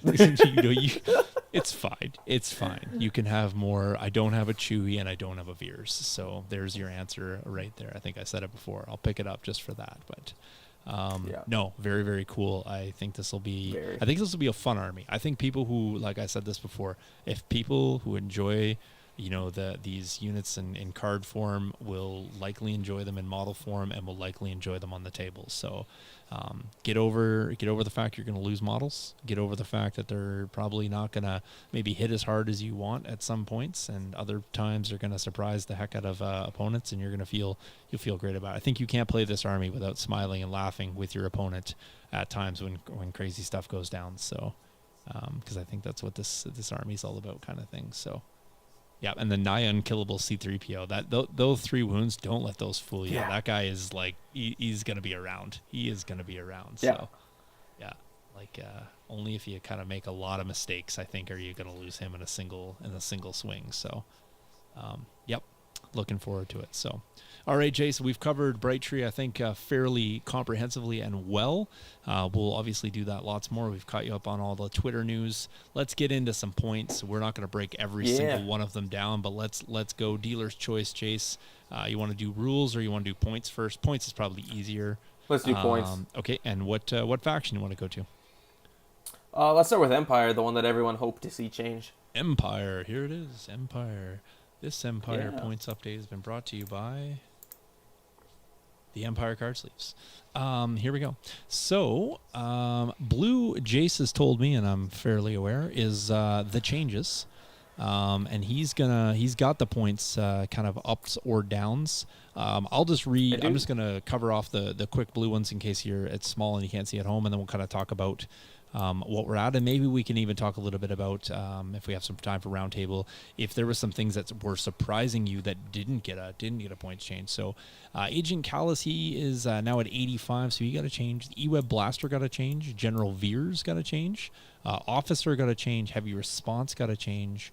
Bow Rifle got a change. The 2 dewback weapons, in not all 3 but 2, the CR-24 Flamer and the RT-97C, and then we had the frag launcher and the assault cannon. Jace, just off memory, I think Dark Trooper stuff went up, Heavy Response went up, Commander went up, and then I think is all the rest down?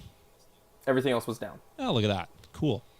Without even knowing it. And, I mean, really, are we surprised? Let me start this off the top, though, Jace. Did Dark Troopers get, hit hard enough? I have heard everything from, no, you can't play them anymore, to, are you kidding? They're probably still undercosted. I think they're probably good with the points change mixed with the rules changes. Okay, so, that's fair. Yeah, because their 2 weapons went up 5 and 7 points, so a total of 12 points on the 2 heavies. Yep. And then we'll get into the rules changes after, but I think the rules changes are what make it okay. Right. What about the characters? Were you upset that Callus and Veers come down a little bit? Nope, I am fine with those coming down. No, Becky you never see 50? Callus, so I'm glad Callus came down. Callus came down net 15 because 5 on his model and 10 on the bow rifle. The dewback weapons I wasn't expecting, but it makes sense because everyone only takes the T-21. However, I still think you will only take that because the Flamer is still 5 more points than it. And while it's the same points as the RT-97, the T-21 has critical too, and that's usually why people are taking it, whereas the RTC you need to actually roll hits. Yeah, were you kind of surprised that the Flames are just not 5 across the board? Do you think that needs to be double the points? I think it's okay because you have Relentless on the dewback and Spur, so you can speed 2 twice with that double base and still flame. It's just most people prefer to get into melee because otherwise you're just going to be get shot at. Right. So for I think sure. I think it's okay being at 10. I just think the idea of how the flamer works is the reason why most people won't take it. It just kind of doesn't really synergize well with what the unit wants to do. Heavy response team at 40, Jace. Just remind me, what were they at before?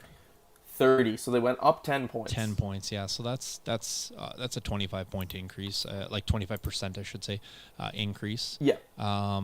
Still good, I think, and probably okay. I think they probably could have existed at that point. I don't know if people would have been on them so quickly and said they were so good if they started there, but I think we've all lived under the boot and or used them as a boot to hurt people. So I think 40 points is reasonable for them for sure. And then Becky at 50, I think just kind of like double hits some of the Blizzard Force business, and I think just Blizzard Force and Darks. Yeah, and Darks, exactly.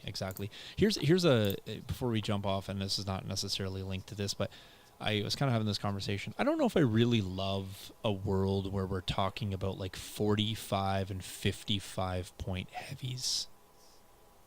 Yeah. Like just in general, I don't know if I really like the space where like additions to units, like, you know, in the slot of personnel and or heavies are now actually outcosting entire base activations within the same faction, or really any faction. And by that I don't mean that they shouldn't have got those points for what they do, but I'm just wondering if we shouldn't put some more governance on kind of keeping models just collectively pressed down so that they don't have to crest that threshold. Yeah, I was intrigued that they decided to raise the points of the heavies instead of raise the base unit cost. I probably would have liked to see the base unit cost go up instead. Mm-hmm. But, I mean, I guess their idea is, like, for people to run Naked Darks, but I just don't understand why you would ever run that when you only throw 3 dice and it makes the unit kind of useless. Yeah, I guess just like across the board, it wouldn't have to be Empire specific or even related to Dark Troopers in general. But like when we're starting to push up, like, you know, even Echo and Fives are in that realm. They're so expensive, and I just don't know if I just don't know if I love that. If we could somehow tether them to be kind of hard capped at, like, you know, you're a certain percentage of the base cost of the unit or something like that. But I just mean add-ons to units that are more than several of the activations just seem a little bit light. Like, you know, like full scout troopers, the unit throws 8 black dice. Yeah. And they're less points than you know, the assault cannon, which throws 4. Yes, granted, it's 1 more range band, and yes, it's behind one, but it's two wounds and an armor save. You know, so it's kind of weird. It's in a weird realm for me, and I don't know what it is specifically. But I agree. I just would like to see that maybe capped a little bit more. So, all right, let's jump to next faction. What do you want to talk about? Let's do Rebels. Rebels. All right, brought to you by the Rebel card sleeve right here. Actually, maybe my favorite. Growing on me. People are picking it. We're running out of supplies of those, the quickest. So Rebels there won't be many for giveaways for Rebels, not in this run anyway. So, all right, let's have a look here, Jace. I'll kind of highlight all the ones. So Lando, Leia, Luke, Mando Resistance, Mando Clan Ren, Tauntauns, Tristan, and I think I put a box over this mistakenly here, so I'm not sure what's under that box. Secretly, I have added a box on top of that. Jace can probably tell me what's underneath there. Beskar Duelist, Tristan, Medium Blaster, the M45 Ion Blaster, the pistol for Cassian, the rocket jetpacks for the Mandos, and the RPS 6 gunner for the land speeder are all the changes that I see there. I don't know if I so underneath. The 2 you got under there is the shotgun upgrade for the heavy weapon for the regular Rebel troopers. And then you've also got Ursa Wren under there as well. Okay, gotcha. I'm trying to find the other version here if I can.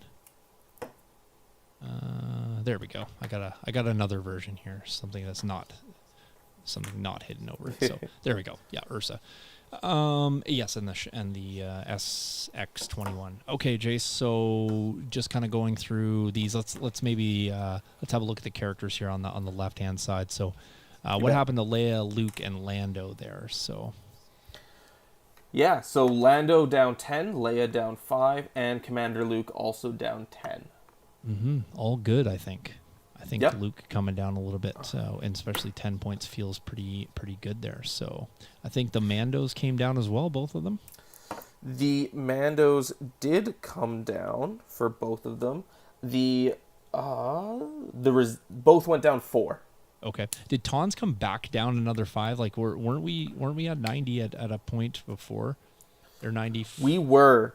Yeah. Yeah, so Tons have gone from, what did they come out at, 100 originally? I'm not sure if they were at 100 or not. Great question. I don't know what the card originally had them at, but I think it was somewhere. I'll look that up while you're asking. But yeah, they've gone some evolution here. Tons have changed a fair bit. Tons' original card was 90. Was 90, yeah. 90, we've gone up to 95, and then back to 90. So, yeah, back to base. So, I'm okay with that. And I also think that Tons are still in an okay spot. So, they probably didn't need to come down 5, but I'm glad they kind of did. So, but you know what? I don't know, like, the logic here. Maybe bringing some things back down to, like, where cards read correctly might have had some impact or influence. Like, what's the reason this went up to 95? I don't know. Let's bring them back down so the card's correct. That feels not bad. All right, so looking at here, the config, that said 0, so that definitely came down, right? Was that down at 10? Yeah, I was going to say that was at 10, right? Jetpacks came from 10 down to 5? From 8 down to 5. From 8, right. Yeah, they were the odd number there. So RPS, I don't know what the land speed or gunner was. Was it? The RPS came down. It's 21 currently on the list here. So same thing with the medium blaster. Yeah, I'm not seeing the RPS one on the list. So I think that one got missed. So I'm not sure what that one was at before. Okay. But the medium blaster came down 5 and the ion came down 6. Okay, not bad. So I'm assuming the RPS came down. I think it was 5. I think it was 26. Okay, that makes sense. I assume Beskad, Tristan, and Ursa also came down a little bit there to coincide with other Mando reductions. Yep, they all went down 4 points as well. So everything Mando related was down 4. I think that this, to me, is probably more a press to try to get the Mandos into the game. And I think that as they hide behind their single wound, yes, they have great, they have Beskar armor and feels great when you roll anything with paint, but you got blanks on those dice, 2 on the reds last time I checked, and so they can feel real bad. So I think they needed a price drop across the board, and I'm glad they did it kind of uniformly, so they didn't just just hack and slash one element of this. They kind of gave you a discount break on everything. So on the net whole, I think you're feeling like the unit is coming in pretty decently. So that's good. Definitely. I don't know what the random XS21 Rebel Trooper cut to 13 is all about, but -2. I mean, no one takes it, and I still think no one will take it because it's range 2, and I don't think you want to be getting Rebels into range 2, and the It's one of the cooler models in the specialist pack, though. Like it's one of the cool looking ones, right? So it is. But the DLT is just so much better. True that. But I'm just like, hey, maybe this was just like, hey, let's get this model that's seldom seen and it's kind of cool into the mix. So, General question here, Jace. Did Rebels got a lot? Did Rebels get enough? Oh, that's tough. A lot of their stuff that came down was on some of their characters, their lesser seen characters, and then Mandalorians in the land speeder. So that's pretty much it. There's still a lot of. I think that Rebels still have some issues that they got to figure out. I don't think the points are the issues for them. I just think they're I think they're suffering from just getting out dice pooled all the time. They're they constantly just don't have good dice pools. back foot defensive builds that eventually that defensive tech just fails you. When you kind of have to come out of your hidey holes. And so I'm glad they got it. I think that's a step in the right direction. I don't know if they got enough, though. I don't know if they got enough. Yeah. And I don't think points are going to do it. No, they need some new units that aren't characters. True. Yep. maybe you can, for all the things that command cards do for you, if your character's dead and you lose several of them, then they didn't do anything for you at all. So, Yeah, I'm honestly kind of surprised Pathfinders didn't come down a little bit. I mean, people take them a little bit, but they aren't very common still. And I think right. they could have been a good candidate. Yeah, to see 56 into points Raw. feels a bit high on there. So, especially when Mandos are down to 68 base. So, Yeah, that's... that is Luke Skywalker, Jedi Knight, 195, still feels like he's up there. Whew, man, he feels like he's up there, considering base Luke is now like 150, so it's a pretty big discrepancy there. So might have wanted to squeeze him a bit more. So, yep. You pay a lot for that extra die, extra health, and Master of the Force. 45 points to be exact at this point. So. But maybe he'll get some price breaks on the universal upgrades here. So, all right, Jace, where are we at to next? What's up? All right, let's go clones. Clones. Here we go for the Gar. All right, the Gar are here. Let's see how well we did matching up a card sleeve. There we go. Galactic Republic looks like ARC Troopers, Clone Captain Rex, the Honorable Soldier, the Lat Padme Saber. NASP Gunner Fluttercraft, Twin Beam on the ISP, as well as all ISP weapons. All ISP weapons are down. Yep. I don't know if that's enough. The ISP's points dropping, as long as the profile of the ISP doesn't like. Yeah, the ISP is just so table dependent, but at its points now, like it is dirt cheap to take. So honestly, I could see taking one or two of them with Cody now, based on that. Yep, Cody might not be a bad fit, but Saber Take went down, so maybe just take the Saber. Saber feels good, so yeah. NASP Gunner, I don't know what he was at before, but he's down to 15 there, so down 10. Okay, down 10. That seems like a good price drop there. Lat at 100. Can't remember what that was at. I feel like that's. Down 5, so it was at 105. Okay, gotcha. Padme down a little bit. Looks like Captain Rex is down 5 on there, and then ARC Troopers. Both I'm not down sure. 5. ARC Troopers go down 3, 6. Okay, 6. Okay, gotcha. 6. I have been playing. They used to be 72. Right. I've actually played against a ton of ARC Troopers in the last couple days here, so people either trying to make them work now at the 66 point, but they're out there. I actually played against them last night as well. So I have not run into any ISPs though. I think, like I said, I think the profile of the ISP is its biggest hindrance. So I think, like, definitely from a tournament standpoint, I think it's a liability based on the fact that you don't know what kind of table situation you're going to run into, and given the fact that it's very kind of table dependent or could be impacted by tables. I think that's why you don't see it. I don't think it's a bad unit. I don't think the weapons are bad. I think if you set up a scenario where you know it's going to be effective, or you can at least get, the ability to move and shoot with it, I think it's good. I think its issue is that it's just a non-predictability of tables would be the biggest impact for that. So, yeah. Yeah. For the gunner, for the NASP gunner, Jace, are you taking Fluttercraft with gunner now that the price drops, or are you still trying to press full advantage of the bombardier? I like the gunner a lot now that it's cheaper than the bombardier. I mean, you also get the free pivot, so it's not that hard to get that fixed rear end, and plus the Pierce 1 on that gun is really good too. Surge hit 2 red, 2 black with Pierce 1.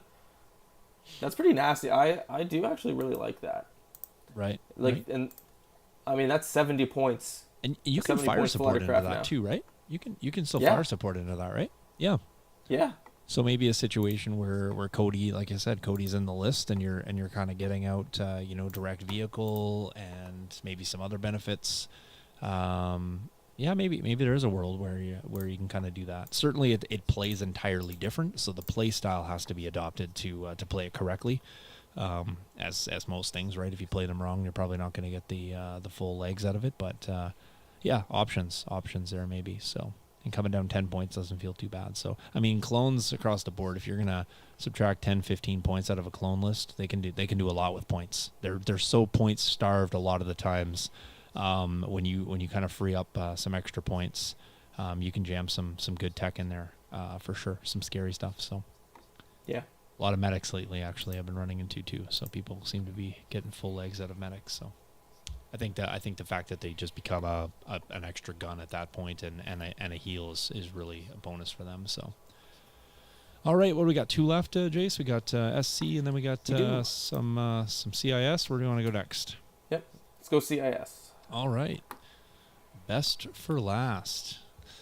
You bet. After with the SC. All right, so huge cuts. We needed some help. Why did we get some help? Yeah. Droids totally needed help, not rebels.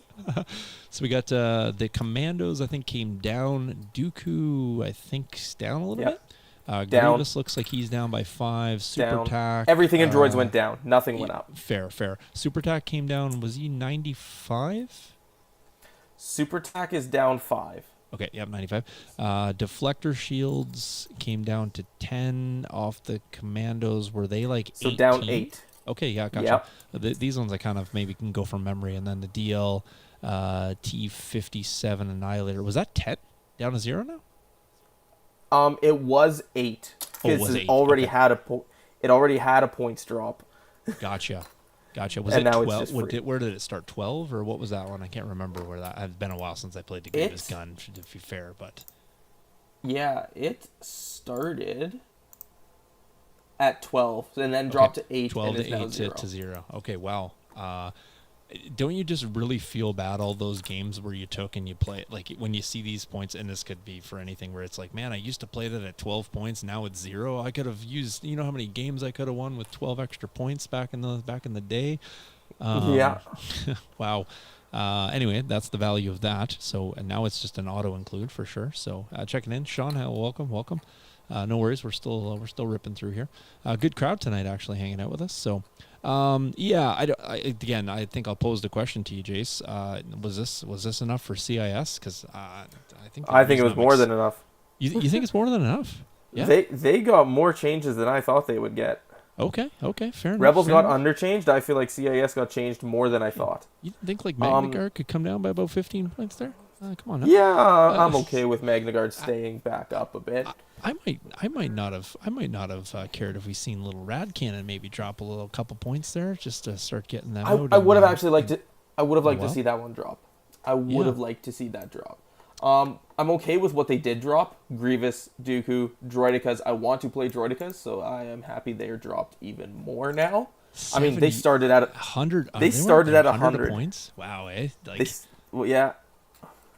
And Separatists were the good half of the core box with that. Yeah, for sure. Yeah, just I don't know. Is the unit just again? I think this comes back to what we were talking a little bit about with Rebels. I don't think that points cutting all these things are solving the issue. Like you're not taking Droidekas at 70 points. What point level do I need to put them at? I don't think you do need to put them to a point level. What I think we need to do is I think we need to switch up some of the stuff. Like, let's give them a couple keywords on their weapon. Can we give them an impact? Can we give them give them critical something? Critical 2. Like, let's give them something where they become a little bit more relevant than just maybe suppressive generators.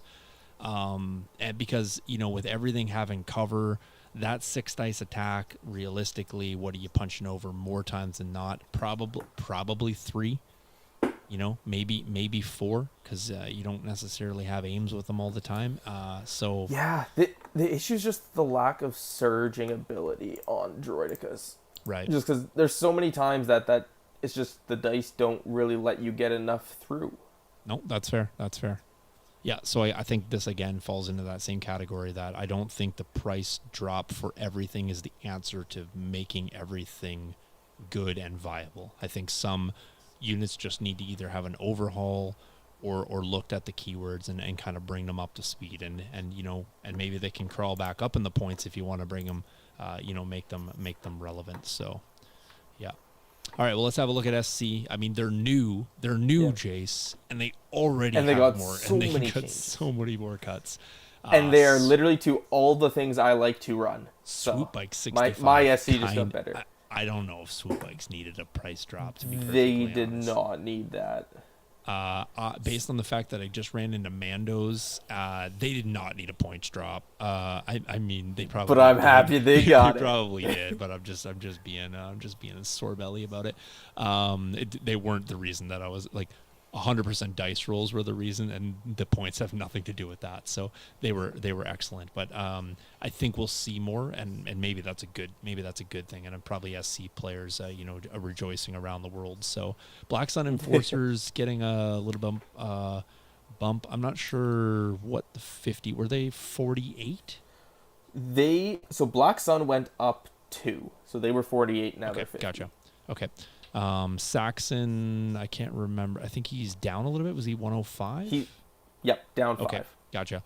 Mandalorian Super Commandos 70. I don't know what they were at base though. 75. 75. Okay, 5 points, not bad. A little cut there, and then especially so you get the double cut, right? Because you get it off that, and you get off the gunslinger. 2 points on each of the heavies. Yeah, so not bad. A little 7-point swing there, and then Magdet 16. Was he 14? The Magdet Enforcer? I think so. Okay, so a little 4-point bump. I mean, I heard some people talking a little bit about Black Suns and just basically like I think Black Suns were okay to go up 14. a couple points. They're a pretty deadly unit. I don't think you hurt them. I think what you probably did is kind of took out the spam ability of that by, if you're going to run 6 of them, they're all going to go up 6 points. Maybe you don't have the extra 36 points in that list. You got to kind of make some choices there. So I don't really necessarily love that the spam list gets, maybe that's not necessarily the intent there. Perhaps it is, but I think based on how I run them, 1, 2, 3, maybe at most, I think I can afford to absorb that. So, but I do like the swoop bikes down 65. Not bad. Yep.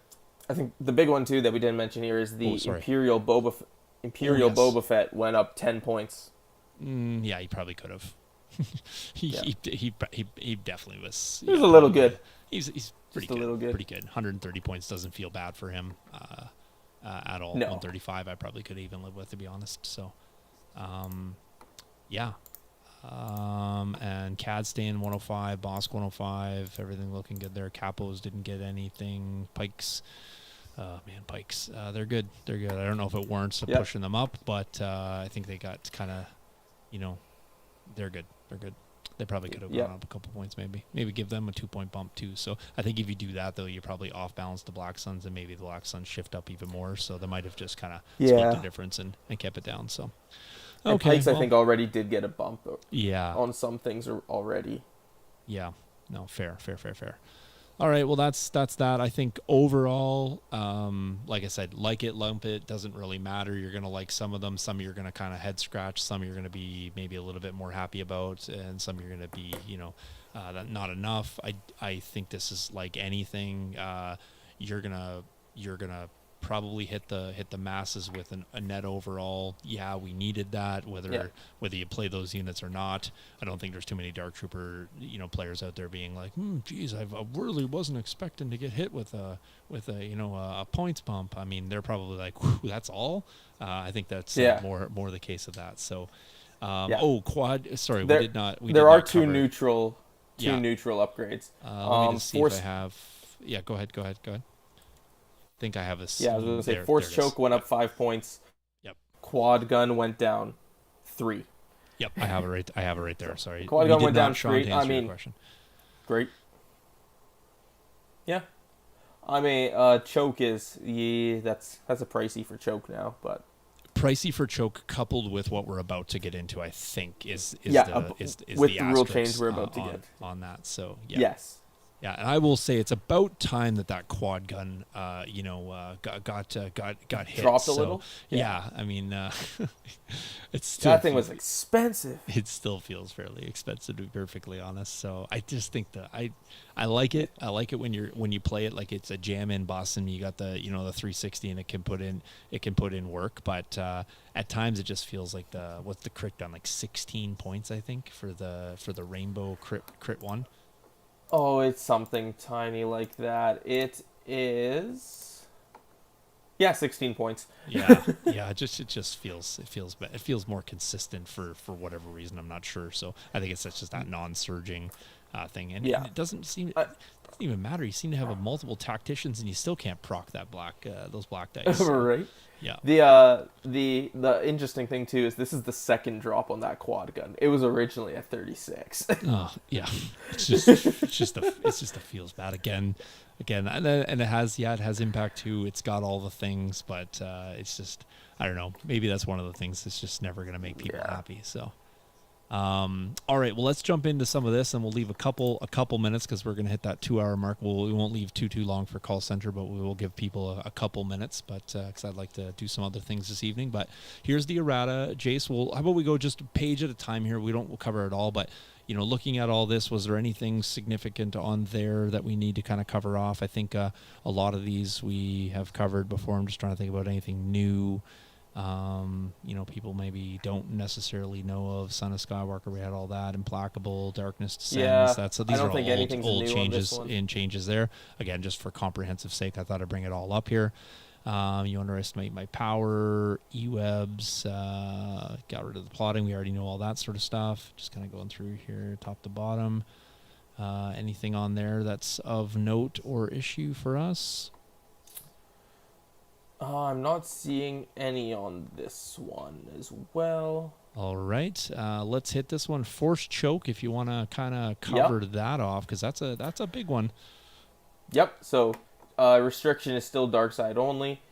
It is still a free action. However, to choose a non-commander or enemy trooper unit is the new added part into that sentence. Mm-hmm. At range 1, it suffers a wound. So now you can no longer pick a mini to kill it. The person who owns the unit gets to kill the model. So no longer choking leaders to drop boxes or choking heavy weapons. You're just choking a random dude out of a squad now. And I mean, choking a regular 6-point B1 versus a 20-point heavy weapon on a 10-point upgrade card feels bad. Or a Magna Whip. Repetitively. Just not choking my Dark Trooper heavies anymore. Would have liked this change like 2 weeks earlier. Yeah, and again, I think this falls into the category of like the collective sigh of relief for everyone, where it's like, oh, thank goodness, I was getting super annoyed by that. Versus people are like, that's my shtick, right? That's my shenanigan that I use repetitively, and I've honed the craft of doing that, and I've make many plays off that. So I get that. I get that side of it too, where people are like, well, this is what I've been doing the whole time. Maybe times 2. But now it's a little bit less aggressive, I think, and a good change in the sense that feels a little less feels bad and gimmicky. But I think it does cut the potency of that force choke quite a bit, and then coupled with a points increase, maybe it's just collectively we're going to see a little less force choke on the table. Still good. I think force choke is still good. Like it's still like good. Potentially 6 times in a game, as many as that, where you can just be like, yep, kill mini, kill mini, kill mini. It's a great way to like get that last mini casualty if you didn't have enough dice to get there, or if you don't want to use the dice first to do that, or if you want to kind of reach out and impact another unit because you're engaged in one place. Like there's still lots of plays and benefits to it. It's just a little less, I'd say significantly less powerful in terms of situational power. But I think the net effect of killing models is still good, especially when you don't have to roll dice, you don't need range, you don't need line of sight, and you don't have defensive abilities against it. So, so I think it's a change. So I think without Master of the Force, you'll be hard pressed to take Force Choke. Yeah, it's fair. That's fair, Shawn. That might be something. So, but maybe this is just a new way, and it's a new puzzle around Force Choke in terms of figuring out the effectiveness. If it's for you, making some hard choices, maybe choices you never had to make before at all. So, I'm always for things that cause people to rethink and reapproach things. If it becomes too automatic or too routine, then I think people maybe start losing a little interest in some of the elements of the game. So again, net overall, I don't mind the change, and maybe we'll see some of those other sort of big changes in the future as well. So. All right, Jace, why don't we do this? Let's we're right at 200. Let's set 10 minutes on our call center. We'll jump over. We'll take a couple here.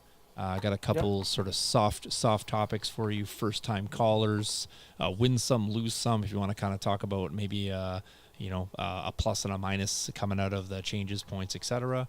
What I love, we're on the table. What are you doing? That's the free topics. We'll do 10 minutes only. And here we go. All right. How did you make out magnetizing tonight, Jace? Did you get very far? I did. I got everything I wanted to get magnetized. Okay, nice. I officially accomplished 0, but I did hang out, and we had a great crowd tonight, so we have that as well. So we did. I managed to finish my beverage, which is unfortunate because that was like about 3 hours ago. All right. Yeah. Who do we have call it in? We have Graham calling in, or as substitute teachers in elementary school call him Grime. Just bringing back some childhood memories. Welcome, Grimey. What do you have for us tonight? Please hit something on the big board. What do you got? I mean, I'm loving that my list didn't change right before ACO, so that was wonderful. Okay, that's an officially win some category. All right, what else you got for us? And what do you take in ACO now that you've let the cat out of the bag? Unless you can't, in which case it was I just this past that. weekend, actually. Oh, yeah, sorry. Never mind. You said ACO, and I had LSO in my brain. So fair enough. But yeah, no, it was good. I'll say Double Darks are still scary, but the one that I went up against at ACO, I still had both Double Darks dead by turn 3 with my Wookiees. Nice. Yeah, that can happen. So, did you win anything cool at ACO? Yeah, I finally got my hands on some of those clear dice that everyone's been showing off. And Okay, gotcha. I'm stuck over here not being able to get my hands on them. Gotcha. Okay, cool. And yeah, like Brendan got like this really cool like Mobster 20s vibe Pike Capo 3D print that he gave out to everybody. Nice. Was there any Worlds invites on the line there? There was Austin out of Florida. Not Frosty. Poison Dart on the Discord. Okay. Just one? Was there only one invite? Yeah, we just had the a store kit available. Gotcha. It's seeming like you're only going to get a regional kit if all 3 are going to be there. Okay. So, like, Nova's got all 3, LSO has all 3. Okay. Nice. All right, we'll leave you in here because I got no more nobody calling in. We're gonna have a short show anyway. People can still call. I can boot people out at any point. But Jake has joined us. Jake, what are you hitting up on the big board tonight? I guess win some, lose some. Okay. Because I took Rebels and won the invite. Okay, nice. And what did you lose? Wife points. Yes, actually, it was wife points. Possibly job points. Okay, nice. Considering this guy's all in. I like Adepticon is a week before Easter. Yeah, it's fine. It's fine. You have an invite. You'd be like, I have to cash this in. This is like a winning lottery ticket. Yep. Like just, it's right here. Yeah, there you go. Nice. Well, congratulations to you. So we haven't. I got the new swirly dice. Okay, the new swirl. What's the new swirly dice look like? They're just regular dice, but it has like weird swirls in it instead. Okay. How do you hack those ones? I don't know yet. gotta get some tech on this. Oh man, everybody's all in tonight here. I'm not gonna boot anybody. I got Shawn calling in here. Let's get Shawn. Shawn can just take the place in the middle here. So let me remove from green room and assign him in here. So just for Graham, I'll pop this up. Oh, nice. I got one for Atlantic City. It's so nice. You got one? Okay, good. Yeah. Oh yeah. You finished what, top 8? Yeah, I came in 6. Yeah. Well, I mean, those are all good. Don't be down on yourself. Six is good. Oh no. Yeah. Oh yeah, I was second guard. I will say that top 8 was not very diverse though. If you didn't see it. No, I didn't have a look at it. No. So Austin was the one droid player to make it, and he won. Nice. Um, Glad CIS did good. And then the next 3 were Double Dark Gav, the one that beat me round 3. Then it was Remnant Double Dark with double Eweb. And then it was Commander Vader Blizzard Force. Then it was an Anakin R2 Arc Gunline. Okay. Then it was myself with my Yoda Wookiees. Yep. Then Quad Mando for Shadow Collective. Mm. And then it was then it was Shawn from Inglourious Blasters with an Pike or Anakin Pike gunline. Okay, so not a lot of diversity there at all. Yeah. So Jake's one, he takes it with Rebels, and then basically virtually no Rebels there at all. So, yeah. The top Rebel player came in 17th. Oof, jeez. Ooh, Yikes. yikes. Jake, you went to the FD right cannons. event, my friend, because it sounds like they were not Yeah. Rebel friendly. So, all right. Hey, we stay in there, but Shawn's also joined us. Shawn, what do you got for us? What's on the big board?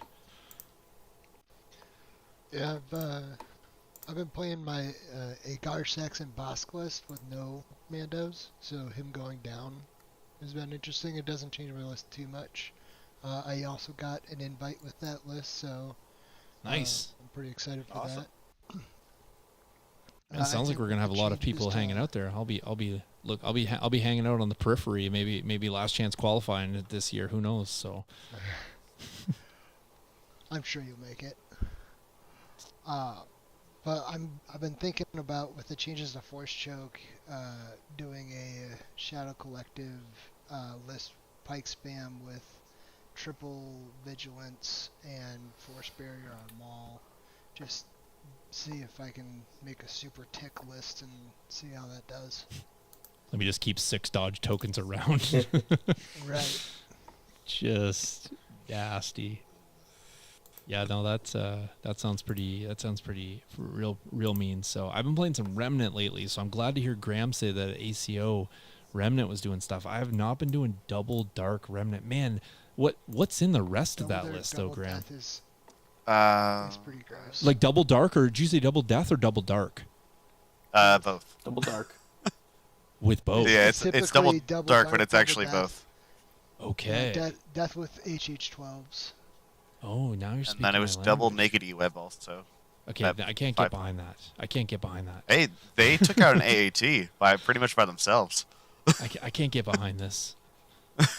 Yeah, I think I was watching that game. Double. I think Yeah, it I was streamed the first one, Wow.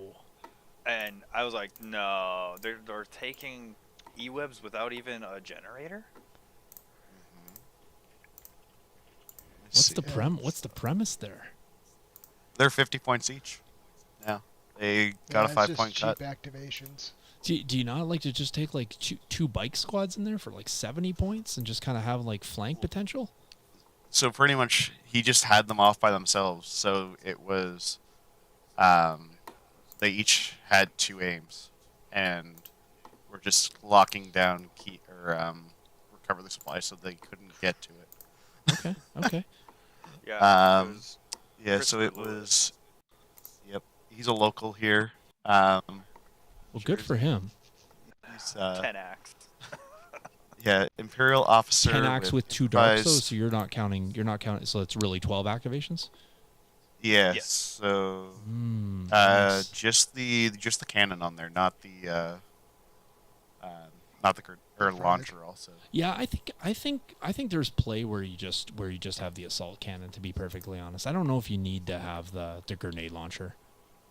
Don't need it. 'Cause it was 2 deaths with HH-12s in the config, naked scout, naked shore, and then a storm with an HH-12, 2 naked E-webs, and then 2 darks just with the cannon. So you just want to have basically the death troopers coming in with the HH-12 to have like your own basically counter dark play. Pretty much, yeah. They look like. Well, And But also all then it's just they crazy range 4 yeah, dice pool with Range suppressive. 4 that's suppressive. They go off out of range 2 of the commander, so they get a free aim and just recover Yeah. shoot. So that'd be like Okay. that'd be like a 7 black dice pool then. Impact 3. Impact 3 suppressive. Yeah. Well, I mean, And suppressive that's and two impact things to are going to recover be each turn also. What's that? Sorry. Or that's 2 things to recover each turn also. True. Config It's to two. recover. Yeah, two things to recover. Yeah, you could. If I mean, I'm not sure of the points. You could probably throw an O push on that squad too if you really wanted, and just do. You have, I guess the cumbersome wouldn't help you because you can't really move and get the aim. So probably not on the HH12 variant. But okay, some thoughts. I like that. I might go down that rabbit hole a few times, and Graham, I might need you as a punching bag. So, Which is unrelated to Legion. yeah, completely, entirely under. Listen, Grimy, we're going. Yeah, so Oh, man. awesome. We Okay, bring it back to learning about metrics for the first time. Everyone learning my name and then learning about how you measure thousands of a metric unit. yes. I also appreciate how you guys all called in and flexed real hard with your world's invites. Much appreciated.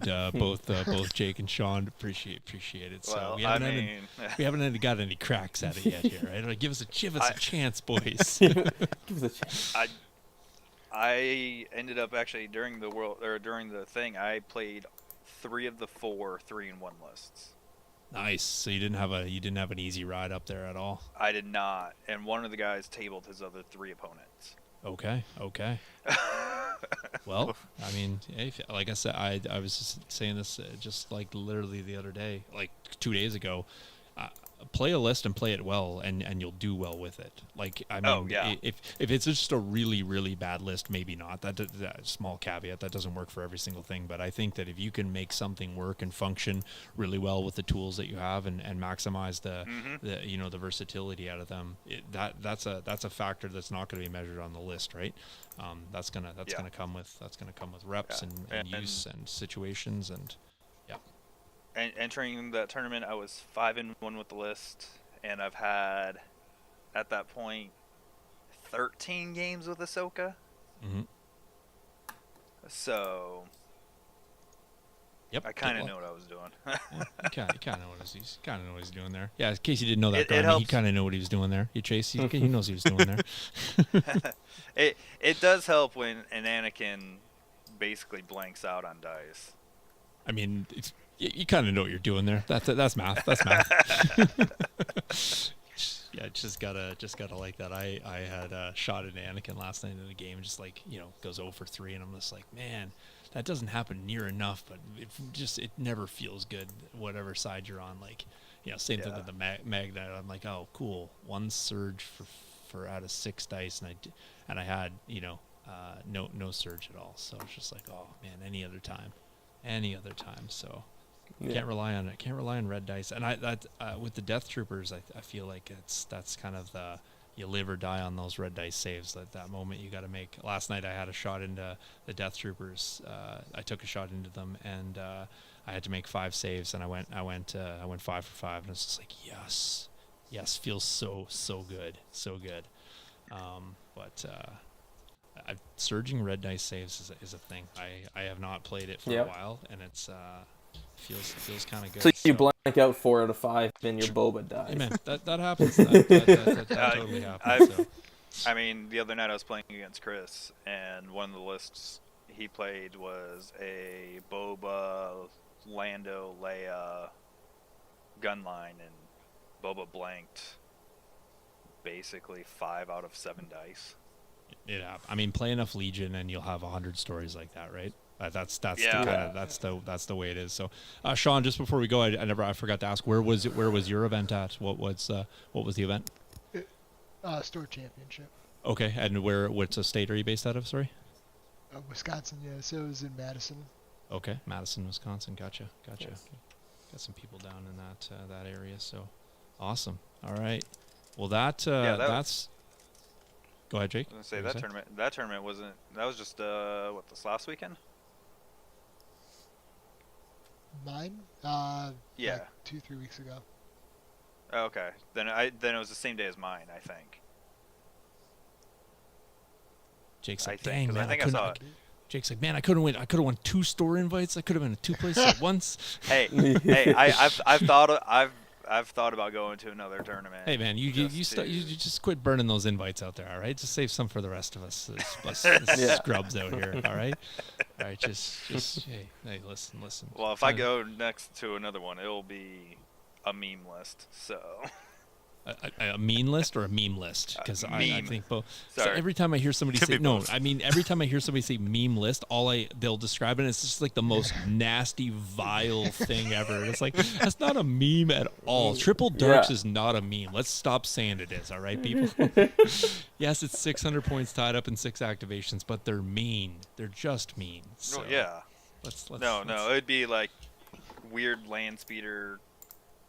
Weird shenanigans like that. Oh, the land speeder's got like 57 points reduced off it. That land speeder, you can fit like 17 of them now. Gotcha. Yeah, fully loaded with whatever I feel like in it.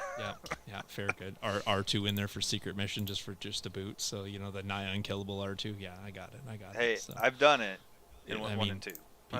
People have. So, all right. See if my camera picks this up. Oh, what do you got? This is the go down a little bit. Oh, that's the Pike Capo. Back up a little bit. Okay, there we go. So we got the gangster hat, Tommy gun. Got a Tommy gun. Yeah, he's got a little cigar in his one hand. That's cool. Yeah, too bad it's not official. Can't make stream. Sorry. Yeah. But still. Yes, awesome. It is a beautiful model. It's perfect for Atlantic City.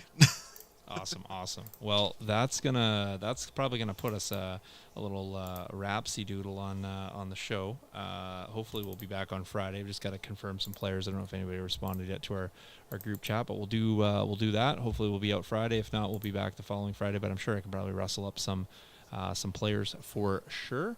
And good show. We'll have a launch show next Tuesday, so we'll get into basically it's going to tell everybody who's in the pod.